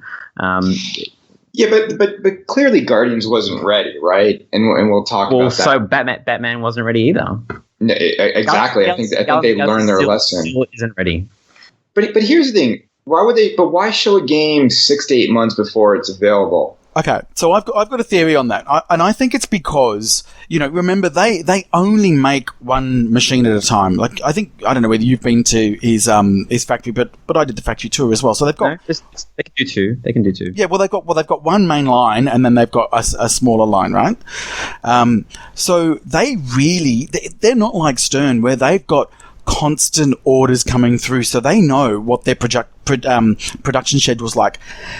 Jersey Jack doesn't have that luxury. They kind of need to know beforehand what the demand's going to be, so they know how many parts they need to order, what the production line's going to look like, how many people they need to employ, how many machines they're going to be able to get out, and when they're going to meet the demands of the people that order the machines. Right. Yeah, it's tough, right? Because I think if you're Jack, you kind of need... They haven't had that game yet, right? That like makes people be like, take my money now. They haven't had it. And that's what I'm waiting for. The only issue with Dialed In, I think, is that it really appeals. It appeals like crazy to a very small amount of people. And the people that like it, 100%. Right. It's those above kind of average players that like original themes and that like Pat Lawler. I mean, it's a very niche group, but the people that love it absolutely love it. But because of that theme, it doesn't. Well, the lack of theme, you might say. Yeah, I just like we hear it every time Stern has like a great theme. Everyone's like, I wish Jersey Jack made Star Wars. Imagine if Jersey Jack made Ghostbusters. So it's he needs that game where without even seeing it, I want to hand him my $9,000. Well, we'll see next year with Toy Story, right? Yeah. Yeah. We'll see. All right. But I think Pirates, just to close the loop, I think Pirates, I just with the lack of theme integration in it, I still think it's going to be like, it's not going to be this home run, even though the mechanics of it are really cool. I think he's going to struggle to have the hype that he thinks it's going to get. Yeah, I mean, as I say, we don't know numbers and we don't know what they're going to make and what they project to make and what Stern makes. But as I said, what you saw there was a prototype machine. Everyone was blown away by that. Play a pinball machine without music and play a half-baked pinball machine. Yeah, there's a lot to come. There's like only 20% done, so there's a lot coming. Exactly. So it's hard to judge the pinball machine now. Yeah. All right, let's move on to the biggest guys in the market, Stern Pinball. Marty, what machines have they released this year on top of your head? Oh, God. Well, Star Wars, for one. And Guardians of the Galaxy was the other big one. What have I missed? Aerosmith. Technically, Batman was kind of like December, January. Yeah. AC/DC Vault Edition. AC/DC Vault. Yeah. Yes. A lot of them. Yeah, they have released a lot of machines. Have you said the word? Have they released any home runs this year? Not really. I think probably the surprise hit was Aerosmith. I think that with the art that came out, and it is a fun machine to play. And yes, I know, and it's probably we're going to talk about it with Guardians, but it sort of is a greatest hits of Borg, and then he released another greatest hits, the next anthology. But the art was great. It actually does play great. It was, had the animation, which was some people like it, some people don't. But I think it was actually a surprise all-round package game. Best bang for your buck by far for $5,200. That art package, you get the toy box, you get everything in it. Yeah, I don't know. It's their machines are none of them are horrible. They all have great art. besides Star Wars.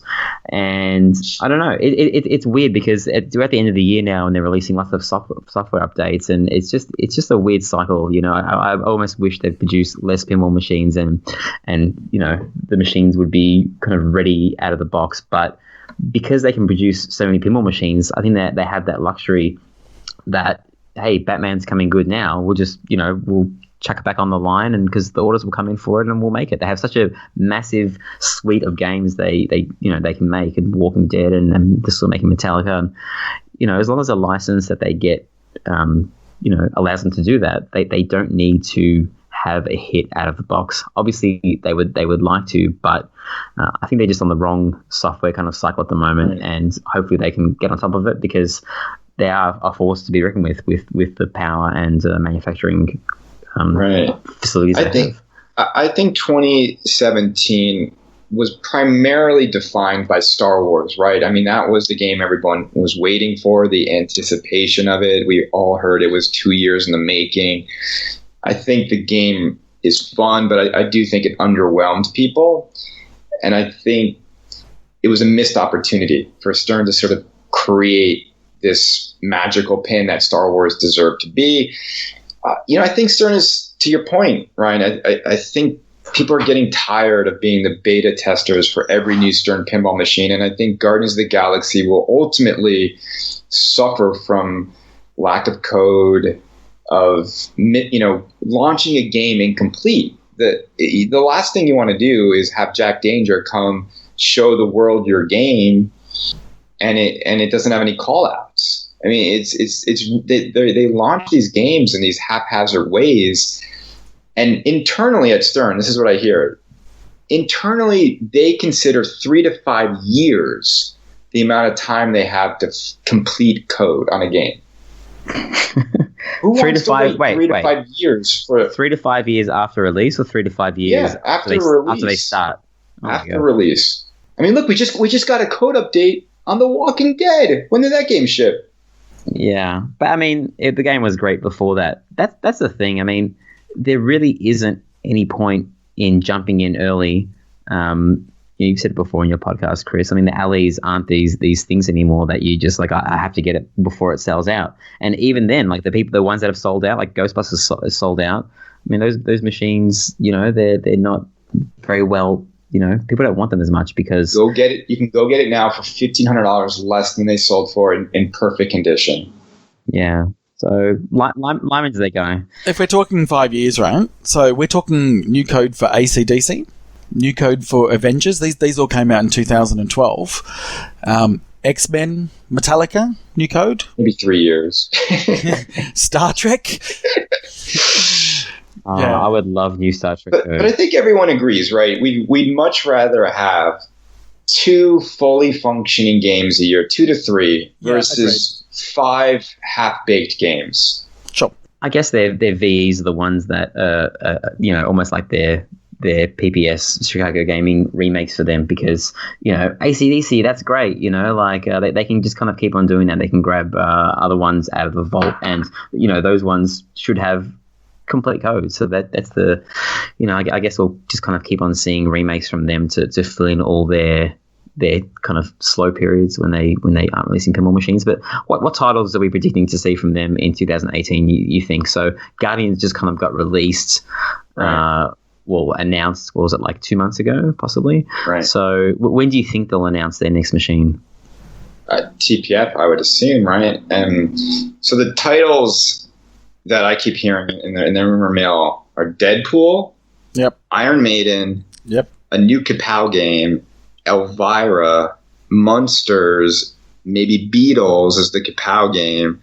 So that's 5. That's too many. They can't do 5 without a remake in a year. That's way too many. So right. There's probably 1 or 2 of them that don't get released. But I mean, Iron Maiden's been brewing for a while, so I think you got to have that in there. Deadpool, I believe, is their next title, and then obviously the Kapow one, they announced they're going to have it at Expo. Where does Elvira fit into all that? Right. And that's Dennis Nordman, and that is Lyman Sheets on code, apparently. I could see Elvira slipping into 2019. What a fuck up. Lyman been working on it. Yeah, I don't know why they released that information. I don't know why they weren't supposed to. You guys know that. You guys know they messed up. Yeah, but why George Gomez was furious at them. Why did they bring her to TPF? Just don't bring her until you got something to announce. you know that somebody's going to ask the question, right? Right. Well, you know who asked the question to spoil it was her agent. Okay. And she wasn't supposed to do that, and Ferris wasn't supposed to confirm it, and he did, and yeah, I wasn't there. Out. You were there in the room, right? It was stupid. It's like if you're going to talk about that, that's all people want to talk about. You're talking about the past. She's there. You got the whole team that made the first 2 games with her, and then you announce it in this like weird way at the end. But all that does.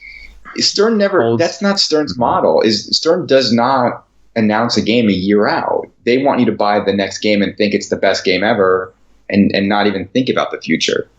Do you wish that you didn't know all these new games coming? Like, I'm at the point now that I really wish I didn't know what was coming next, and it was like a WWE moment where it just comes out and you're like, what? Look at that. Yeah, except you wish it wasn't WWE. I mean, I think. It's really hard. Stern is so big, and this hobby is really small. Everyone has like rumors and someone they know who works at Stern who has a buddy. Distributors are always leaking information. I don't really care. Like we know what video games are coming out, Ryan and Marty, for the next like few years. I know what movies are coming out. I don't really demand that my entertainment be secret. I do think that if we look at next year though for Stern, these titles aren't as popular as the last few years for them, right? I mean, there's nothing on here that's as big as a franchise as Ghostbusters, as Batman, as Star Wars. Yeah. So it's going to be interesting. I think this next year for Stern, I think we're going to see amazing artwork. I think we're going to see some fun stuff.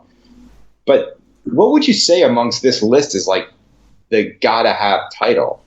It depends on, I mean, the theme-wise, none of them for me at all. Yeah, same. But, well, hey, you said you wanted Iron Maiden.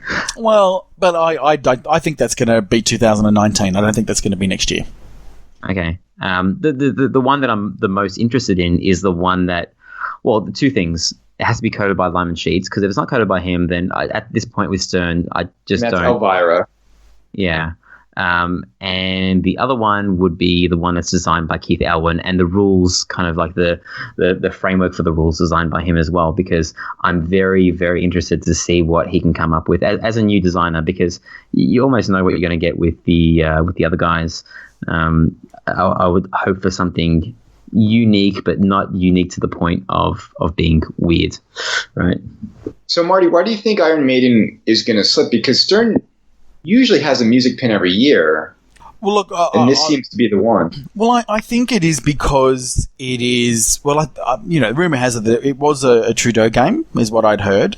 They need to wipe all remnants of Trudeau on that game, and I'll okay. Admittedly, Jersey Jacks might not necessarily be the best parallel because they're not as seasoned as Stern. But if you remember when, the feedback on The Hobbit came out and they had to change, the pop bumper area, and I'm sure there was also licensing issues, but that delayed them considerably. Any sort of change to the playfield or to the layout isn't just okay, we've now got the CAD drawing, it's all done, let's go back to production. There's a lot of stuff that changes. So I think my gut feel is, and I've got no evidence to back it up, my gut feel is that it's going to push it out to, if it's not going to be the last title of next year, it'll be the first title of 2019. I just think that's how long the delay will take them.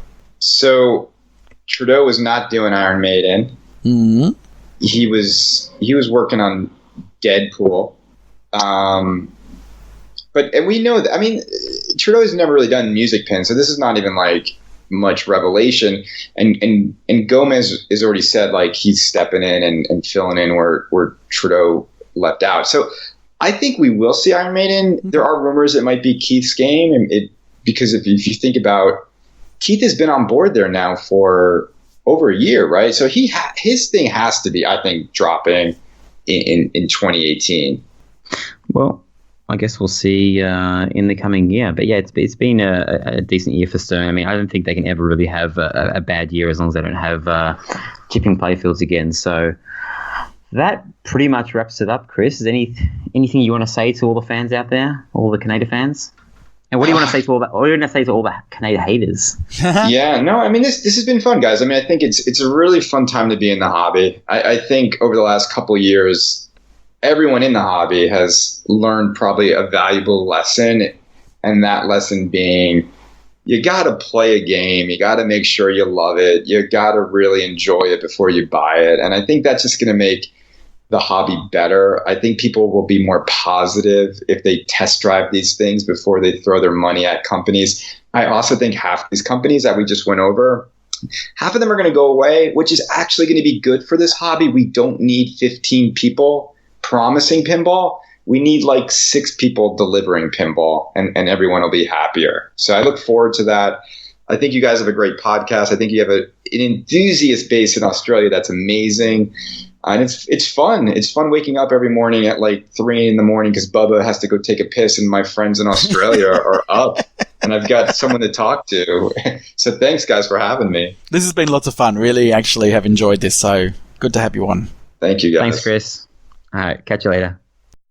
So there you go. That was Kaneda. And I've sort of said before, and I'll say it again, I think that he plays a valuable part in the pinball community. He's got an opinion and he's very educated in the pinball scene and what's happening with manufacturers. So it's good to hear his opinion. And just to know, like me, Marty, and Chris, like we're not, we pretend like we're experts, but we talk about all these companies, like we know the inside workings of the companies. This is our outside perspective of it. So we're not claiming to be experts and to get all these things right. It's just a little bit of fun to review all the manufacturers for the end of the year. Yeah. And so on saying that, here's our expert opinion on pinball news. This is what happened this week in pinball. It's funny because there's a lot of stuff for the end of the year, a lot of news, but we'll get by pretty quickly because they're not major news pieces. So lots of code updates anyway. Yeah, heaps. Wizard of Oz 6.6. It was their 44th update release and their 45th release overall since it came with kind of a base software. That's got to be some kind of record, right? Yeah, that's a lot of updates, and I guess that shows the world that we're in, where you release a game and then you have progressive updates. Yeah, I'm not sure if all of them were kind of released on the website. I couldn't go back and count, but I think that's the number on the changelog. So it was mainly a couple of bug fixes that had been there for a very long time and a tiny bit of score tweaking, I think. Yeah. So did you update yours yet? No, I haven't updated mine, and I'm not going to play my Wizard of Oz until my Pin Stadium kit arrives. When does it actually arrive? Well, I got notified yesterday that it has been shipped, so now I'm just waiting for it to arrive. Okay, well, we have to have ours working exactly the same for the tournament, so don't be installing... Yeah, just... Well, that's the good thing. Otherwise, everyone would have a secret advantage to be able to see the ball really, really clearly. Right? Mine. So Woz code is done, right? Like, they don't need to update it anymore, unless there's another bug they need to fix, but it's pretty much done. I actually haven't updated mine either. Because I don't, Dialed In is next to Wizard of Oz. Dialed In gets used by my 2-year-old kid, so she wouldn't know the difference between 6.6 and 6.5, but I will update it sometime this week. What other pinball code updates did we get? Oh, we got Guardians of the Galaxy 0.8. I haven't really read through the list. I mean... It's still so new, and I haven't even played it, so it could have 5-6 updates before I play it. But it's when I play it is when I can kind of form an opinion on it. The one thing I will say, which made me laugh, I watched 5 minutes of the Straight Down the Middle podcast, or I guess they're like a stream, it's like a video Twitch cast. Page. Yeah, they're everywhere. These guys, but it was on YouTube, and I just kind of like fast forwarded, 10 minutes in or whatever it was. Zach hit the scoop on the Pro. Now, remember, the Pro doesn't have any spinners. Okay? Yes. The mystery award comes up, and what does it award him?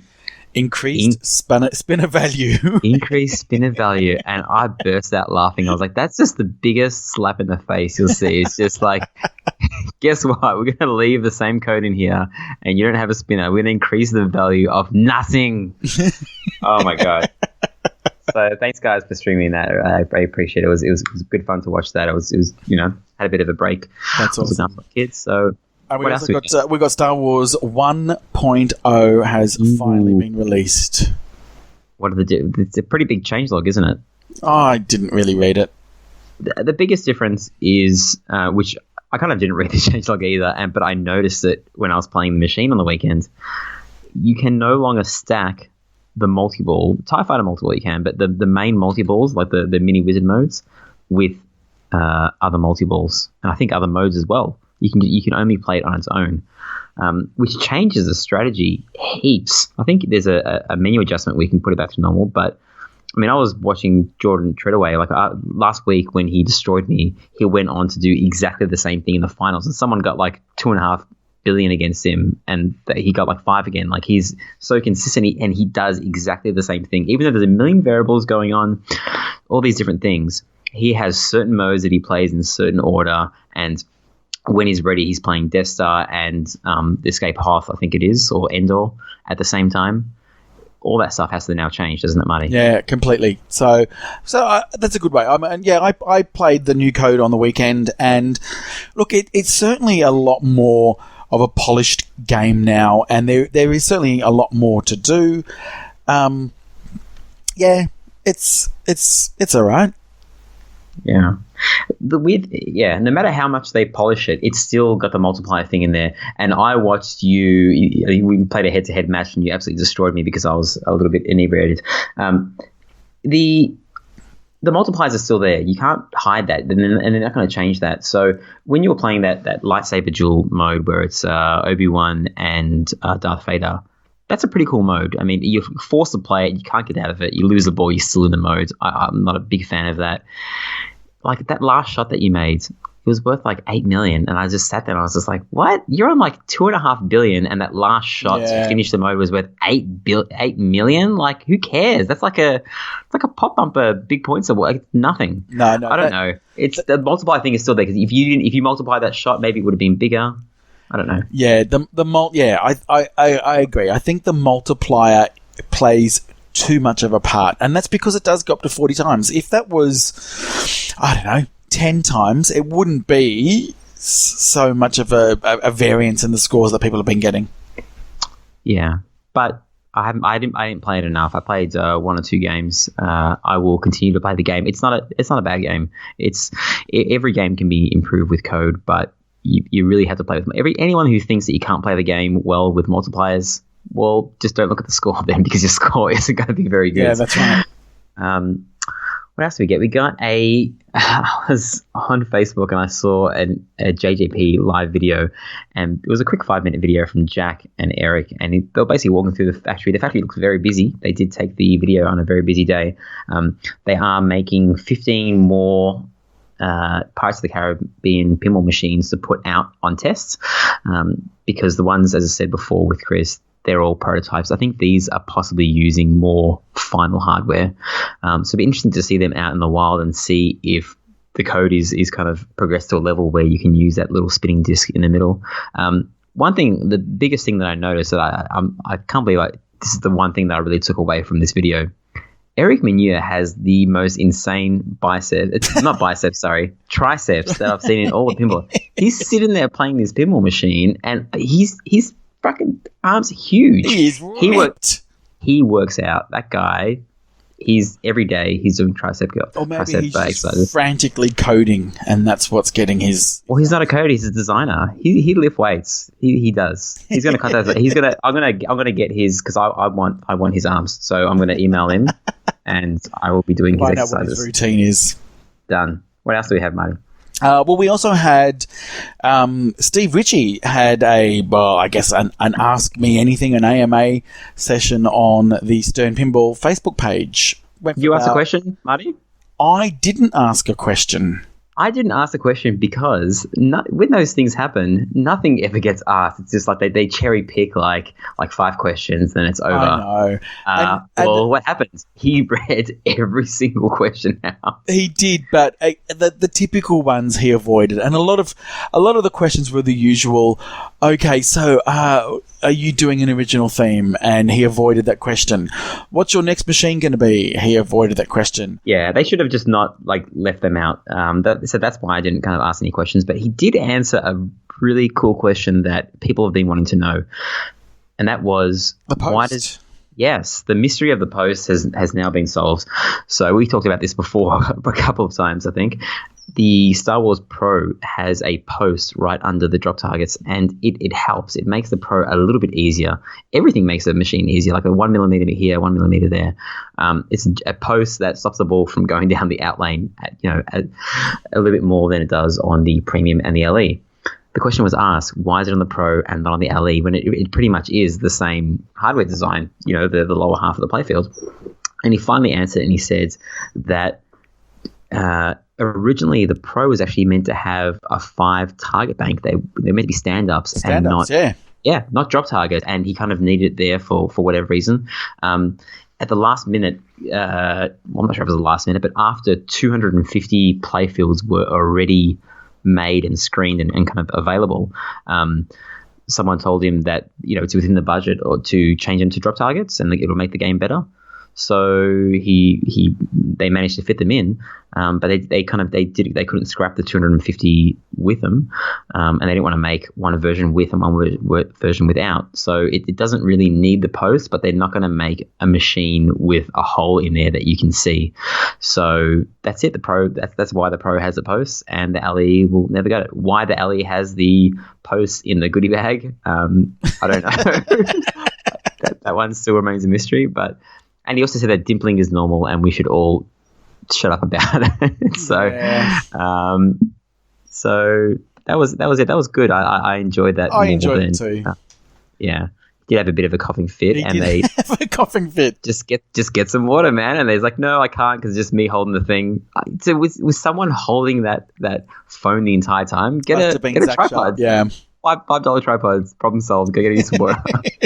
Next time. It was good, and what I kind of liked about that was that, obviously he did avoid the very obvious questions about upcoming themes. And he said, we're a company that doesn't reveal these things, so kind of don't ask. But he still was fairly candid, and he was kind of, I don't know, he was uncontrolled. He could have said anything. And I thought it was kind of refreshing. Do you want to hear what the actual next theme will be? Do you want a head-to-head exclusive right here? Yes. What's the next theme? Okay. He's making, apparently, this is what I've heard. This could be absolutely totally wrong, okay? But this person that told me this is usually right. Steve Ritchie is actually going to retire. And his last game is going to be an original theme as a thank you for his service to Stern Pinball and the pinball community over the years. And it's going to be based around the Black Knight. It'll be an original kind of theme around the Black Knight. I could be totally wrong. All right, don't shoot me if it is wrong. But apparently he's done. He's going to make one more game and that's it. It didn't seem like that during the interview. It sounded like he's going to be there for a very long time. But these guys are old. These guys have been around for a while. He's been in the pinball industry since, the 80s maybe, or the 70s? I don't know. 70s. It's a long time. 70s, probably 80s. But yeah, and he was asked that direct question, will you do a new Black Knight? And then he kind of avoided the question by talking about the Beige Knight. But that was really a way of because there was other questions where he was asked and he was saying, definitive answers like, I am not going to answer that because, or, it's this. With this one, he completely avoided the answer. So it wasn't a yes or a no. And it was one of the few questions that were very ambiguous with his answer. All right, that's Ryan's prediction. There you go, Ryan. It's the information that someone fed me, probably just to play a joke on me. Let's see if it comes true. So, the Pinball Arcade money. Do you have a Nintendo Switch? I do have a Nintendo Switch. Well, what? No, I do. Now, here's what happened. I bought a Nintendo Switch. A friend of mine said, "Oh, you'll love it. Buy the Nintendo Switch." And I bought it, and I played Zelda, and it didn't really grab me. And I played another game, and it really didn't grab me. So I gave it to my kids. I said, "Kids, you can have my Nintendo Switch." And they sort of really didn't play it either. So I thought, you know what? I'll grab it back and now the Pinball Arcade has now been released on the Switch, and I was hoping to have had it installed tonight so I could have a bit of a play and tell you what it's like. But what I think, and I remember playing the Pinball Arcade, I often play it on my iPad. I've actually got an iPad Pro, so it's quite large and it's great, but it's not necessarily portable. On your phone is too small, but the iPad mini is really this great size for the Pinball Arcade, and the Nintendo Switch on the portable screen is a bit smaller than an iPad mini, but I reckon it could well be the perfect size. So I'm looking forward to having a go of that. And apparently graphically it looks fantastic. It runs at 60 frames per second. That's all you could want for. Yeah, I haven't fired up the Pinball Arcade on my computer for a while, but I've got the Surface Pro, and I plug in a Xbox One controller, and I use the triggers on that, and I kind of put the thing sideways. But the Surface Pro 3 is a very powerful machine, so it just makes the thing red hot. So, and I've got 20 pinball machines to play, so that's probably why I haven't that's done also it. Another reason. Yeah. I need to go traveling or away from my pinballs, and then I'll be like, yeah, I'll play that. Okay. The other last bit of news we got is Game of Thrones Color DMD. This is the first Spike machine, I believe, that has been supported, and Spike it 2. needs Spike. No, just Spike. Spike Okay. 2 is Aerosmith. Right. Okay. Cool. MSC6. So just Spike 1. So there is so many dots that it needs that newer chipset, and when I first saw the first machine, I'm not sure if it was Tron or Iron Man with the digitized dots getting colorized, I thought, oh man, that's a waste. Like it still looks blurry. But in person, like I put a color DMD in Tron and I couldn't take it out because it just looks so good. We got to see this in person, didn't we? It hasn't been released. There's no preview video. No. We got the exclusive scoop on this, didn't we? You did. You were an absolute legend where you contacted the fine folks at Color DMD and you said, look, we've got this pinball party over the weekend and you've just announced it. Hey, how about you just give us the beta code and let us see what it looks like? But it wasn't that simple. No, because there is an extra cable needed, and I'm guessing the cable will come with the the color DMD when you buy it. But this is an older color DMD, and it kind of got to the point where the email was kind of like 15 threads long, and I got Dave in there. Dave's the guy who owns that was holding the party.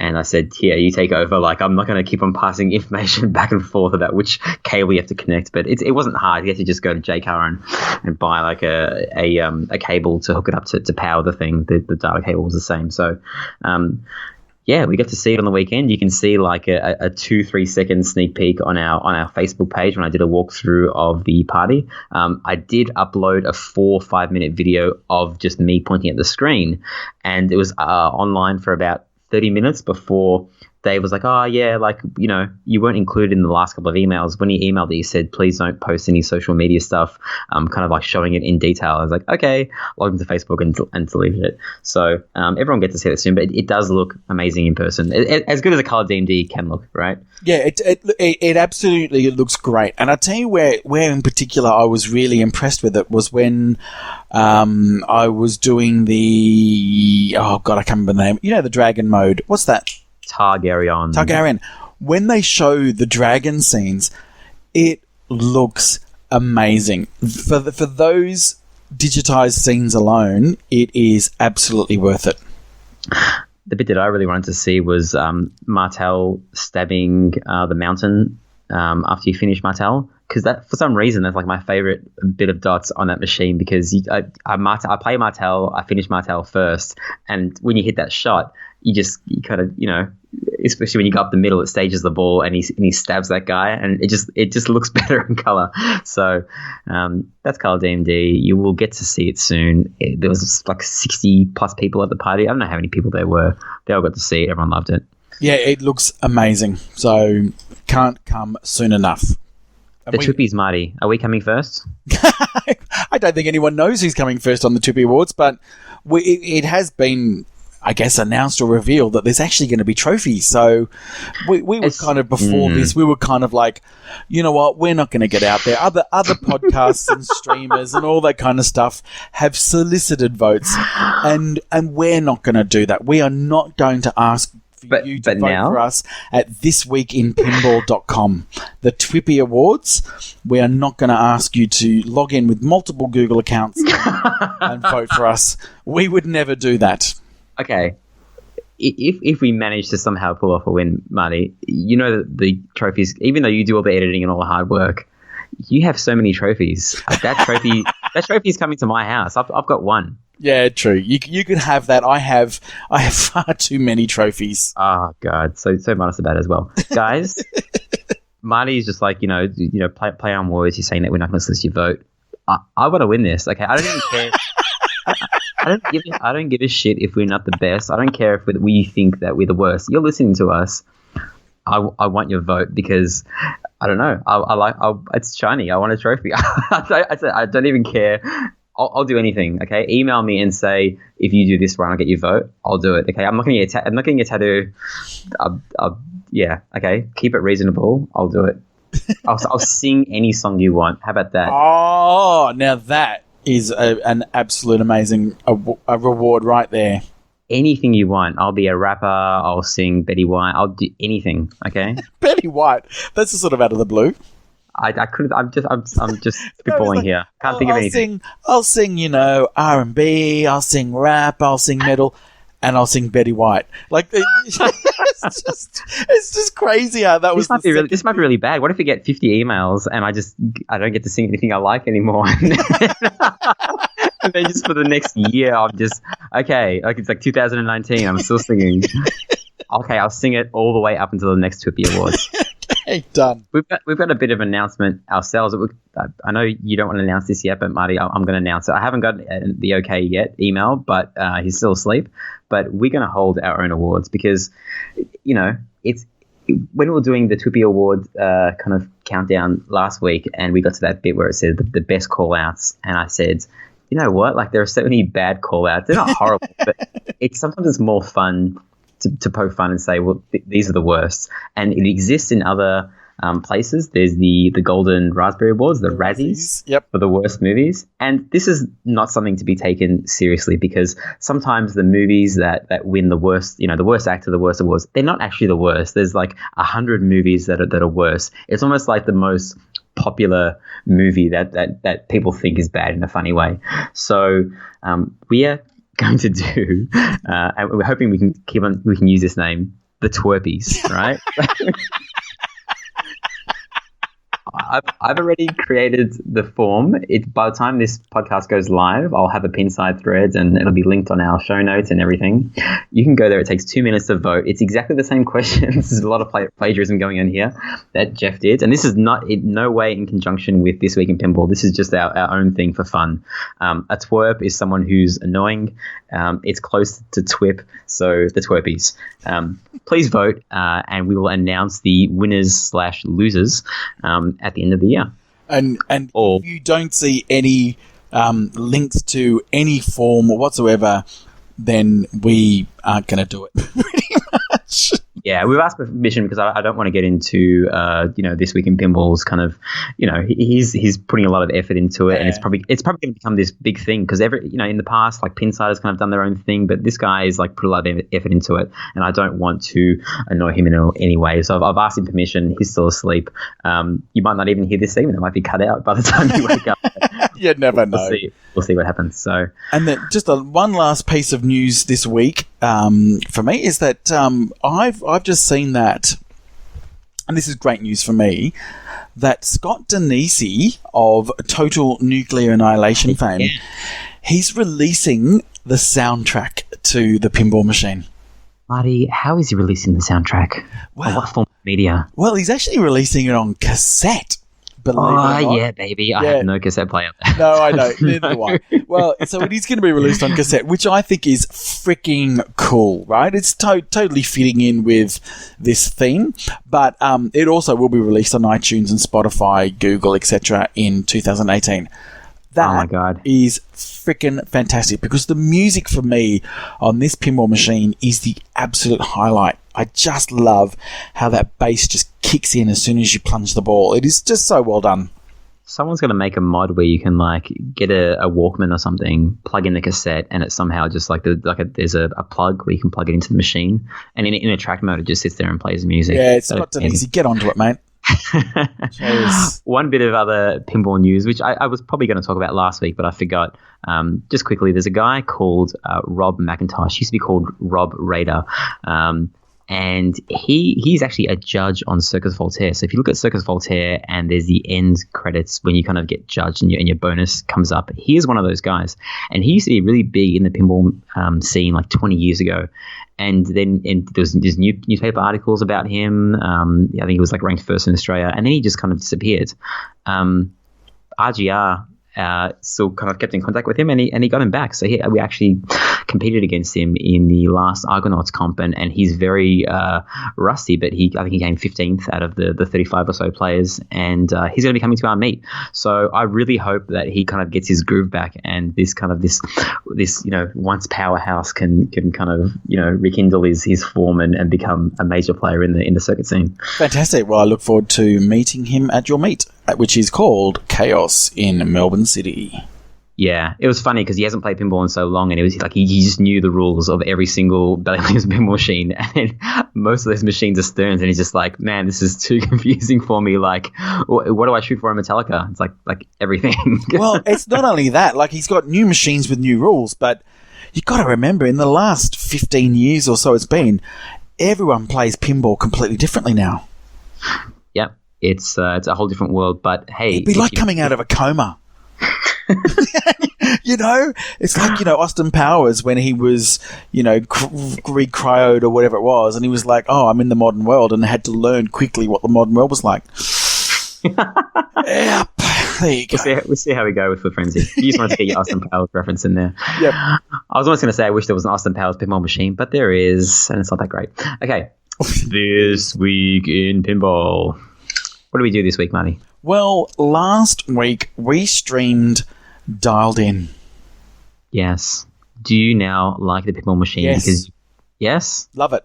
100%? Absolutely freaking love the game now. And I've sort of said in the show notes, has Marty flip-flopped again? Yes, I have. And I'll tell you why I have. That machine that you've got was dreadful. When it arrived, it had the playfield protector on it. It was floaty. The flippers were spongy. It just felt awful. The scoop. Don't forget the scoop. The scoop didn't work, and it was awful. And it just wasn't how I remembered Dialed In when I had first played it. When I played the prototype that we had at Mr. Pinball. And I enjoyed it then, but this last one, I just didn't like it. And so, what have you done to Dialed In? I'm not doing that today. That's like a 20-minute conversation. I said I still have a list. The good news is a day after we streamed, the new motor came. Yes. I replaced the motor. Oh my gosh, it's funny because I think about it now, and I'm totally calm about it. That night when I was fixing the motor, I hated everything. This is on the QED guy, right? Yeah, I hated you. I hated Andy. Oh, how dare you hate Pinball, me? That's not. I hated Jack. I hated everything. Like, it was that night. I'm okay with you hating Jack, but did you really hate me? You don't understand how much rage I was going through. I hated everybody. I hated myself. I hated the weather. It was hot. It was like 35 degrees, and you know how hot it gets in that room. You were the other day. I do. Sweating. And I almost have the correct path to change over the motor. It's not a hard thing to do, but I just didn't have those exact things I needed. And I tried to do it the quicker way, and then I changed halfway through and tried to do it the hard way. And then I got to the end and I realized that the little hex keys you need are imperial. It was 32ths. I don't know, how do you say it? 30 seconds? How do you use fraction? 3 over 32. How do you say that? Yeah, 30 seconds. I don't know. Who the hell made these measurements? Like 3, just give us a standard. Just 2 millimeters, 2.5, 3. Why are you making me do fractions, America? Why are you making me do fractions? Oh my gosh. You're ruining pinball. I had to drive. I drove. I was just like, I'll do it tomorrow because I got my father-in-law has a Imperial. They call it Imperial hex set. I was like, no, I need to do this now. So at 11 o'clock at night, I drove to his house and he went through his garage. He was like in bed, almost sleeping. And I had to get it fixed that night. Ended up taking me 2.5, 3 hours to do it because, as I said, I was just raging. I was doing things wrong. It's all fixed now. As I said, in that moment, I was like an absolute rage monster. Now it works. I'm fine. It does make a big difference in the game. Ron was right. It makes some shots easier, some shots harder. Big Bang is now super easy when the guy's moved. You got a clear shot. The left ramp is a lot easier, but you can't hit the middle when he's on the right. And anyway, it adds another dynamic to the game. So I'm glad that's working. I played absolutely horribly, Marty. You can go to the stream and watch, guys. I don't know what it is. I think it's just I can't perform unless the perfect conditions are in place. I need to be on my own. You had a bit of stage fright. It's not stage fright because today I was playing and my kid was playing Wizard of Oz and all of a sudden I got to I collected 5 SIM cards and my 2-year-old was playing Wizard of Oz next to me. Somehow she got multiple. The first time she ever got multiple by herself, my 2-year-old. And I just got really, not angry, but I was just like, I couldn't concentrate on the machine anymore because I was in that state. So I was thinking, Marty, I should start streaming with you. There's absolutely no way I'm going to buy all the equipment, but this is the one way that I can get over playing shit in tournaments when push comes to shove. I need to do what you do and play with this big light in my face with people watching. I have to talk to people. That would make me a better player, right? Yeah, for sure. It does. It's an interesting additional skill where you need to play and talk at the same time. And in a way, that distraction leads you to just get on with the game. And I've actually had some really good games when I've been talking to people. Yeah, I've got to do it. Rebrand your Twitch page to Head2Head. Somehow get me. There's absolutely no way I can do it. I don't have the hardware to run it. I've actually got a second set of all the streaming gear except for a laptop. So if you've got a laptop, you can do it. I've got a laptop with one USB port. Yeah, there's your problem. You need more than that, man. And it's not very powerful either. No. Yeah, I don't know. I got a lot of machines here. Yeah, I know you do. So what else did we do this weekend? We went to Hashman's. I can't believe we call him Hashman. It's a guy called Dave. We call him Hashman's Christmas party. And it's funny because this is a work Christmas party. He employs 3 people. Okay, how many people were there, Marty? I don't know. Someone asked me today, and I reckon there would have been. Now I'm probably grossly over exaggerating here, but there would have been 60 people there. People kept on rocking up after you left, Marty. You left when the party just got started. Yeah, there was someone that rocked up at 2 a.m. I'm like, what are you rocking up at a party? Right? Was there about 60 people there? Yeah, I think so. Yep. It's a very large area, so people are kind of spread in different areas. I mean, when I did the walkthrough, after I finished, all these people kind of started to appear. There's an arcade room at the back that I totally didn't show in the video. So I've got a little walkthrough video on the Facebook page. It's about 3 minutes long, and go and have a look. It was a good party. What did you think? Yeah, absolutely loved it, and I love his collection. He's got an interesting collection of games. But I tell you what was really interesting, and I've said this before that I like to play games that I really haven't played all that much or that are a little bit different. So there was a Star Wars LE there was a Game of Thrones LE, there was Metallica LE, there's Kiss Walking Dead LE, Transformers, all of there was a Congo. There was a name them all. No Good Gophers, Indy 500, Judge Dredd, No Fear, Twilight Zone, and BSD. Yeah, that's about it. And so the game, for some reason, I kept going back to was Indianapolis 500. I love that game. I do too. But what I loved about it was absolutely kicking my butt. So I never felt like I had conquered it. So that, for me, just had that one more go. I just wanted to really get the feel of this game. He had that machine at our workplace when I used to work in the same building as him. and I got nothing done when he had that machine there because I would just play that nonstop, and that's why I've got the high score in there. And it's still there. I think it's the only high score left on his machines after he's been inviting all these great players to come over his house. So I love that game. It's I'm not sure if I'd buy it because I've played it. I've drained the crap out of the game, but it's fun. Yeah, it's a good game. Yeah, it was a good party. I accidentally got drunk after you left. Vicky, she's so evil. She got me. She is. Hey, Ryan, do one shot with me. Oh, no, I'm trying to sober up and game. Just one shot. I'm like, okay. And so she gets a shot for me, shot for her. And then somehow she convinced me to take both shots while she was drinking beer. Yeah, I had to stay there. I didn't want to, leave my car there. I had to be at a cafe early in the morning. So I stayed there until 3 or so. And I somehow managed, because I was pretty drunk. And I'm not boasting about this. I don't like getting drunk. I don't feel like I don't need to get drunk to have fun, right? I was pretty drunk. And then I had a game of Game of Thrones. I just had one game. And I got 1.8 billion on it. And I felt like I was almost in control the entire time. I finished Targaryen for the first time. I was just I think I just needed Baratheon to get into the final mode.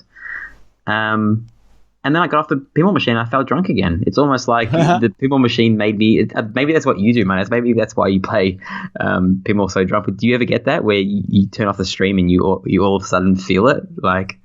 Yeah, like yes. There was that stream where I stopped streaming and then vomited on the garden. So...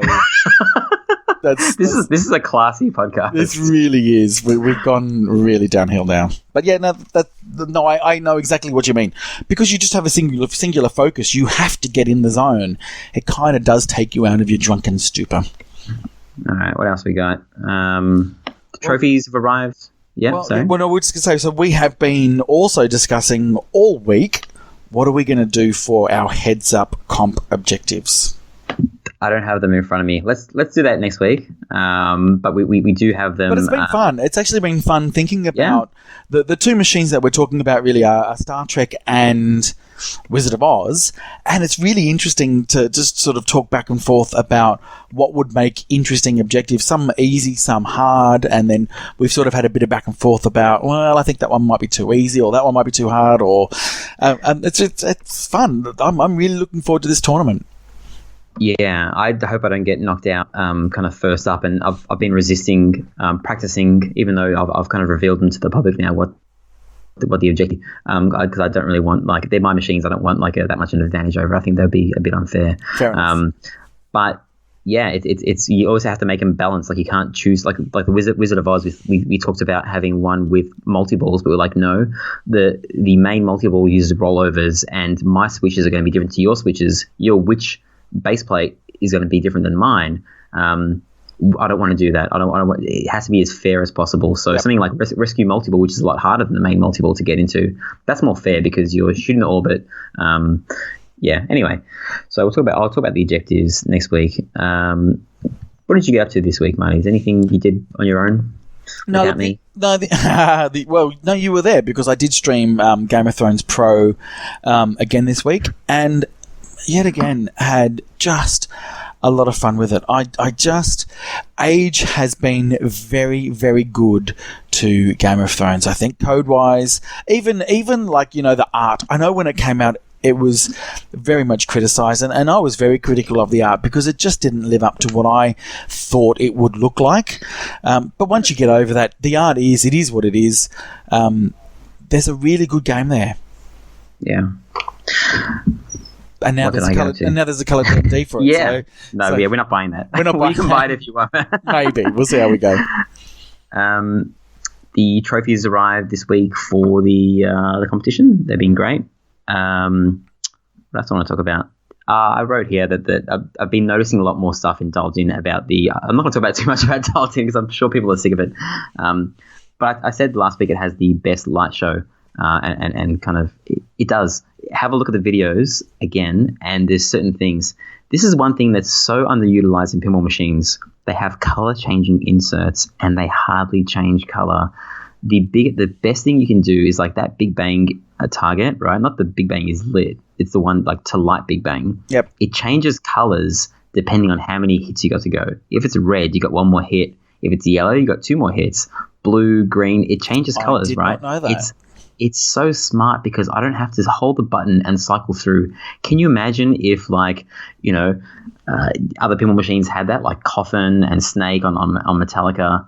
It's so annoying having to pause and go through, especially if it's not listed on like the LCD or the DMD. So it's an absolute genius pinball machine for that kind of stuff. I went and saw Star Wars on the weekend. We touched on it before. I enjoy the movie. I don't think it's a horrible movie. I enjoyed watching it, but there are so many. It's poorly directed, I think, and the person who wrote it is just, I don't know. No spoilers. No spoilers. No, what I mean, even that's a spoiler. I don't want to even know whether it's. I'm seeing it tomorrow night, so this time tomorrow night I would have watched it. I don't even want to know whether it's good or bad, and there are so many polarizing opinions on it at the moment. That's why if I say it's bad, then you will go in and you will enjoy it more. If I say it's the best movie ever, you're going to be doing what I did. I saw the reviews. I'm like, I didn't read any of the reviews. I just saw the number. Rotten Tomatoes, it said 93%. I'm like, oh my gosh, this is going to be the best Star Wars ever. And then I walked in and I'm like, well, someone got paid off because there's absolutely no way. It said it's not bad. You'll enjoy it. It's Star Wars. People are going to watch it. It could be the worst movie ever. People forgave them for Jar Jar Binks. Well, maybe not forgave them, but they watched the next movie and the other movie after that. So yeah, true. But I don't think they have been forgiven for Jar Jar Binks. Hey, Marty. Yes. Before we get to the mailbag. Yes. Please ring my phone. Okay. Just do it. Just do it. I'm going to ring your phone right now. Long silence. A bubbly bo, a wobbly bobo, a wobbly bobbly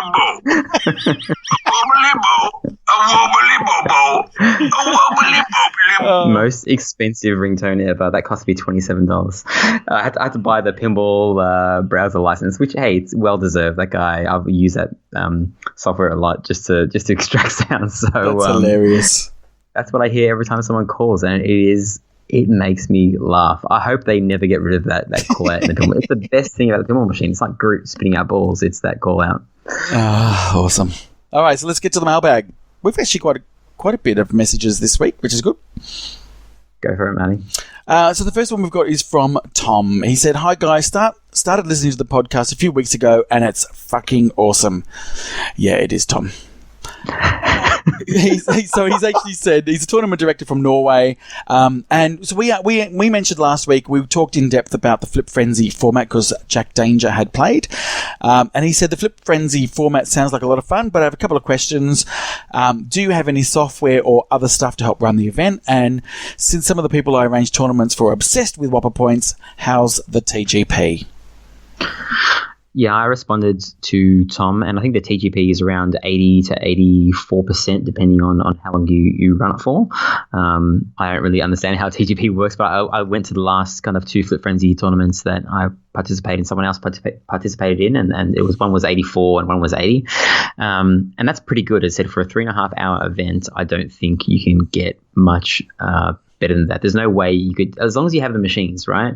If you don't have many machines, you're gonna have to play something else. But if you have a lot of machines and a lot of people, then I don't think there's more of an efficient way to get Whopper points than that. I could totally be wrong, Marty. What do you think? Yeah, no, look, it's actually from organising and from a fun perspective, it's actually about the amount of time in between games. So let's say a good example is if you've got 20 people, then if you've got, let's say, 8 machines, that means there's going to be 16 people playing and 4 people in the queue at any time. So those 4 people in the queue are really only going to have a 2-minute wait. But if you've got 8 machines and 50 people, there's going to be a lot of people in the queue waiting to get back in, and that's where it's not fun. Yeah, that's when Flip Frenzy is not fun. That's like flip boring. So the other part of this question was, what software do you use to run it? So as I mentioned before, I've been in contact with Andreas, and it's up on his website as a suggestion. There's 5 people that have upvoted it. I think he wants more than that, because he said it's going to take a lot of effort to code it, because there's a lot of kind of like, if machine goes down, if someone leaves, there's a lot of kind of variables. Plus, there's a lot of scores to put in. The Flip Frenzy that I went to was, I think, over 600 games played or something within a 3.5 hour period. So it's going to require a lot of internet connection, a lot of kind of calls to the database. So I started a thread on Aussie Arcade and asked people if they could kind of upvote that suggestion. And some people said, yes, that's a good idea because, for the betterment of the tournament community. Some people said that it might not be the best way to do it because there's a spreadsheet that kind of gets passed around. I think Luke is the one who made it. He's the head of the IFPA in Australia. And it might be better because it's kind of like as long as you understand the spreadsheet, then it's all kind of offline. You can run it on Google Docs, which is what he does. But it's more local than something that needs, the internet browser to be refreshed 600 times. Yeah, and look, it is a frenzy. That it's called Flip Frenzy for a big. It was actually called something else overseas, but the Flip Frenzy is what Luke Marburg, who, as you mentioned, is the IFPA country director for Australia, and it's a frenzy. So you're entering scores in constantly. So you've got to have a very fast refresh. Did he make that name up himself, did he? I believe so. I think that's what he decided to call it. Yeah, it's very cool. And it absolutely describes it perfectly. It is a freaking bloodbath. Yeah. So I'm going to be running that for the first time. And Marty, you said, Marty, you got two on the podcast. You're like, yeah, you'll do all right. On the stream last night, we're like, you're fucked. You're fucked. No. Anyway, and you wanted to do 3 tournaments in the one day as your very first tournament director. You wanted to do 3 tournaments, and I'm like, man, baptism of fire, baby. I learned by doing. I understand. I just want you to know how interesting it is to be a tournament director. This is the thing, though. I'm not sensitive about the stuff. If someone complains to me about, this ball, I'll just be like, shut the fuck up and leave. I'm not going to be that kind of person that's going to get all stressed out because someone else is getting stressed out about a stuck ball. And I'll just be like, I don't care. We'll see how that goes. Okay. All these people guys are a lot more beer and aggressive. To you all along is you'll see. I'll see. All right. Well, it'll be a very interesting day. The next one, Marty, can you read that as well? Yep, so this is from Rabia. He says, hi guys, thanks very much for the podcast episode so far. So my question or comment is about kids and pinball's future. I really think we need to lead the way in opening up more access to kids. In America, at least, so he's in Chicago, it's nearly impossible to get my 12-year-old to play pinball on location. We've got quite a barcade scene, as you probably know, but it really cuts out any potential for our kids to be in this beautiful waste of time. Taking my daughter to Pinball Expo, Stern's Pinball Factory, and she was already asking to compete in tournaments. She gets a thrill out of beating her dad at times, and she would love if she could play against boys or girls at the same level. So my question is, what's the pinball scene like in Australia for kids? And can you foresee some way we can have a respectable pinball location, but not the god-awful Chuck E. Cheese version? I do know what Chuck E. Cheese is. I'm envisioning a pinball cafe wherein kids and adults sip caffeinated beverages and flip to their heart's content. Cheers, mate. That is a really, really good email. So I really appreciate that. And I don't think there's a really simple answer, but what do you think, Ryan? I don't know. Pinball cafe. I mean, people usually don't like to have too much noise. Actually, no, there's a lot of noisy cafes here, but they're usually kind of like the hipster chic ones. I don't know. It's hard. As I said, Marcus in a previous email talked about how he takes his kid to the Bayside Pinball Club. I can't take my kids. Sleep is the most important thing in the world. I mean, I suffer from lack of sleep. I just bought some stuff today that's going to try and help me sleep. When I don't sleep, I don't function. And when my kids don't sleep, they're like zombies at school. And there's nothing I value more than my kids getting sleep for my sanity, for my wife's sanity. There's no way I'm ever going to take my kid to until she's a lot older, but she's 6 years old now. There's no way I'm going to take her to an event that starts at 7 p.m. somewhere because she's in bed by 7:30. So, yes, you do have a point. The weekends, unfortunately, are filled with so many other stuff. In Australia, on Saturday morning, what do people do? They take their kids to Saturday sport that is usually involved in their school. And Sundays usually for me is like going visiting family and spending time with the family. So I don't know when is a good time during the week to have a kids tournament. What do you think, Marty? Well, in actual fact, so and probably brings us onto another topic as well. So in Sydney, at a suburb in Sydney called Coogee, there is a venue called the Coogee Diggers. So I don't know what the equivalent in America would be, but it is sort of an adult venue, but it's also kid friendly, and they have probably one of the oldest and longest running pinball tournaments and pinball scenes there called Pinball HQ, which is run by Norbert. And I'm not sure whether it's every Sunday. It could be, but he actually has a kids event on a Sunday, and kids enter for free. And they would get 10 to 12 kids each Sunday that they do it.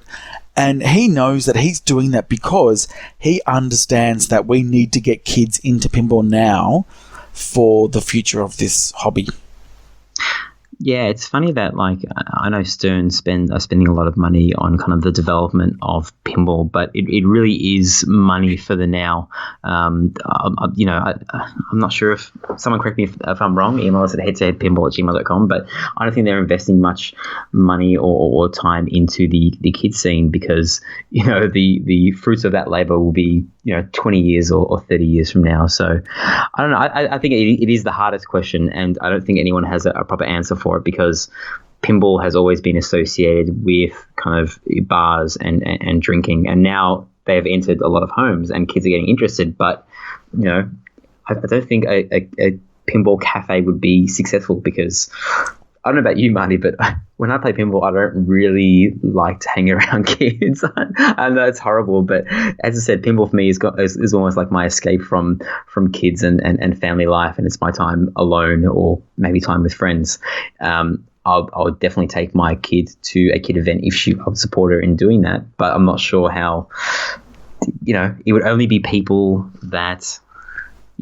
People take their kids to Time Zone to an arcade. Like, they just like, here, kids, shut up. Like, so don't annoy me for half an hour and play your redemption games and you can get your shitty little plastic toys. Yeah, I know. How do you compete against that with pinball? And that is the challenge, is that the kids are addicted to gambling for children, which is those redemption games. So, look, my kids came over on the weekend and I've got 4 kids and they all played pinball. And I took a photo of it and I went, oh my God, all my kids are playing pinball. 10 minutes later, one of them was playing pinball, the oldest, and the others were up on their iPads again. So it's playing pinball arcades, or no, not at all. Watching some crappy thing on Netflix. God, they watch terrible TV. But what's really interesting about this whole model for kids is, and you think about Stern, like their last themes, and they do say, they've often said, the kids are the future. And then they release Walking Dead and Aerosmith and other. And I'll take Star Wars out. Like, Star Wars obviously has wide appeal, but most of the themes that they release are adult themes geared towards adults because adults have the money to pay for a $9,000 pinball, and on location. I mean, it's well documented that pinball machines don't make a lot of money on location. So it's not the pinball that makes money, so it's got to be the other thing. So as you said, if it's a cafe, that's fine, but then pinball machines and cafes don't work. If it's a pub or a bar, that will work. For me, I can take my kids to a pub because, you can take children into pubs during the day, and that's fine. But it's a very difficult model because kids prefer to put all their money in redemption games, not in pinball, unless there's tickets that come out. Yeah. Someone else is going to do it. There's no way we can figure out the answer, but we've pretty much just further described the problem that he's asked for in the email. We got an email from Jeff from This Week in Pinball. He said, listening to your podcast now, and the best Die Hard movie in order is Die Hard 3, then Die Hard 1, then Die Hard 2. I went and looked up some reviews of Die Hard 3 after I finished, and reviews aren't everything, as I saw with Star Wars. But Die Hard 3 people didn't like it that much, so I haven't seen it since I was like a teenager. But I just remember absolutely laughing at everything Samuel L. Jackson did. So I am watching Die Hard number 1 on Christmas Eve. My wife has agreed to it, so I will give you my review then. David, I will have watched it by then too. Cool. David H. emailed in. This is Hashman. Yeah. What did he say? He said, keep convincing yourself. Wait. Let me do it in his voice. Okay, go. Keep convincing yourself that Game of Thrones Pro is better than Game of Thrones LE. The upper playfield makes that game. It's so much better. It's so much fun trying to keep the ball in there. Typical pro owners. Yeah, I you know what, I played his LE, his limited edition on the weekend, and it's lots of fun. As I said, the Pro for me was just a little bit more fun because it is just constant flow. Yeah, it's not bad. It's just, I think it's a little bit better. But I haven't owned the Pro yet, so I'll see when it's in my house. But it was half the price of the Game of Thrones LE. Yeah, so there you go. Nima emailed in, and this made me laugh. He said, Dialed In is, because last week I said that Dialed In is the best integrated theme because it's an original theme, so you can't stuff it up. He said Dialed In is actually the worst integrated theme because it doesn't come dialed in. And that made me laugh because that is true. It is the most undialed in machine that I bought. Yeah. That's exactly right. And that's what the Slam Tilt guys said as well, is you've got to, when you get that machine, you've actually got to dial it in, and you'll be disappointed if you just play it as is. So thanks for all those emails. If you want to email us at head2headpinball@gmail.com. Absolutely. Are we done? We are done for the week. This is a big episode. Very big. I wish we should add a warning to the start stage. Listen to half one day, half to another day. How can people find us, Marty? I'm going to make you do it this time. Well, they can find us at Facebook, facebook.com/head2headpinball. Email us at head2headpinball@gmail.com. Twitter is at H2H Pinball. And Instagram is head2headpinball. But I don't know. Have we done anything on Instagram lately? Yeah, I'm getting all the likes. Marty, why don't this is just like a conversation we can have off air, but I'm going to do it on air because I can't be bothered. Go for it. Why don't we just record that little segment and just copy and paste it on every single thing so we don't have to do it and just like mumble through it all the time? I know I mumble. It really is just like... Because I like hearing you read it out. Oh, gosh. And our listeners are that valuable that we shouldn't have it pre-recorded.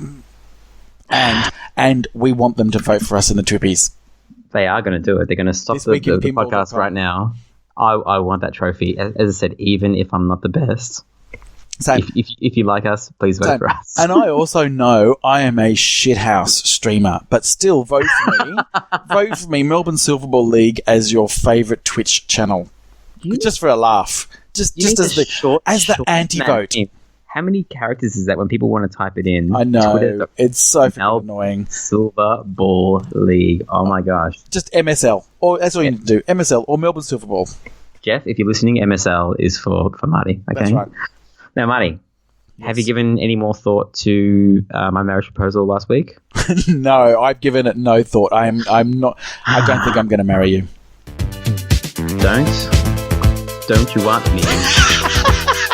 No, I can't believe when I hear that you won't see me. Don't you want me? You know I won't believe that you say that you don't need me. It's much too late to find. You've changed your mind. Better change it back, or we won't be sorry. Don't you want me, Marty? Well, why am I singing that, Marty? Because I saw the Human League in concert this week, and they were very, very good. And they did sing "Don't You Want Me." It was awesome. That's the only song I know from them. When I saw you checking on Facebook, I'm like, who the fuck are the Human League? I googled it. I'm like, yeah, I know this song. What other songs they sing? Nope, don't know any other ones. They had heaps of songs. They had a song "Human." It was called "Human." It was a great. Yeah, song. that was the number 2 one that came up, and yeah. Yeah, well, there you go. Anyway, they were great. I just got an email from Jeff. No problem at all for the Twerpies. Done. There you go. Twerpies. Okay. And guys, when you're voting for the Twerpies, it's just a bit of fun. Don't make it nasty. Okay? Yeah.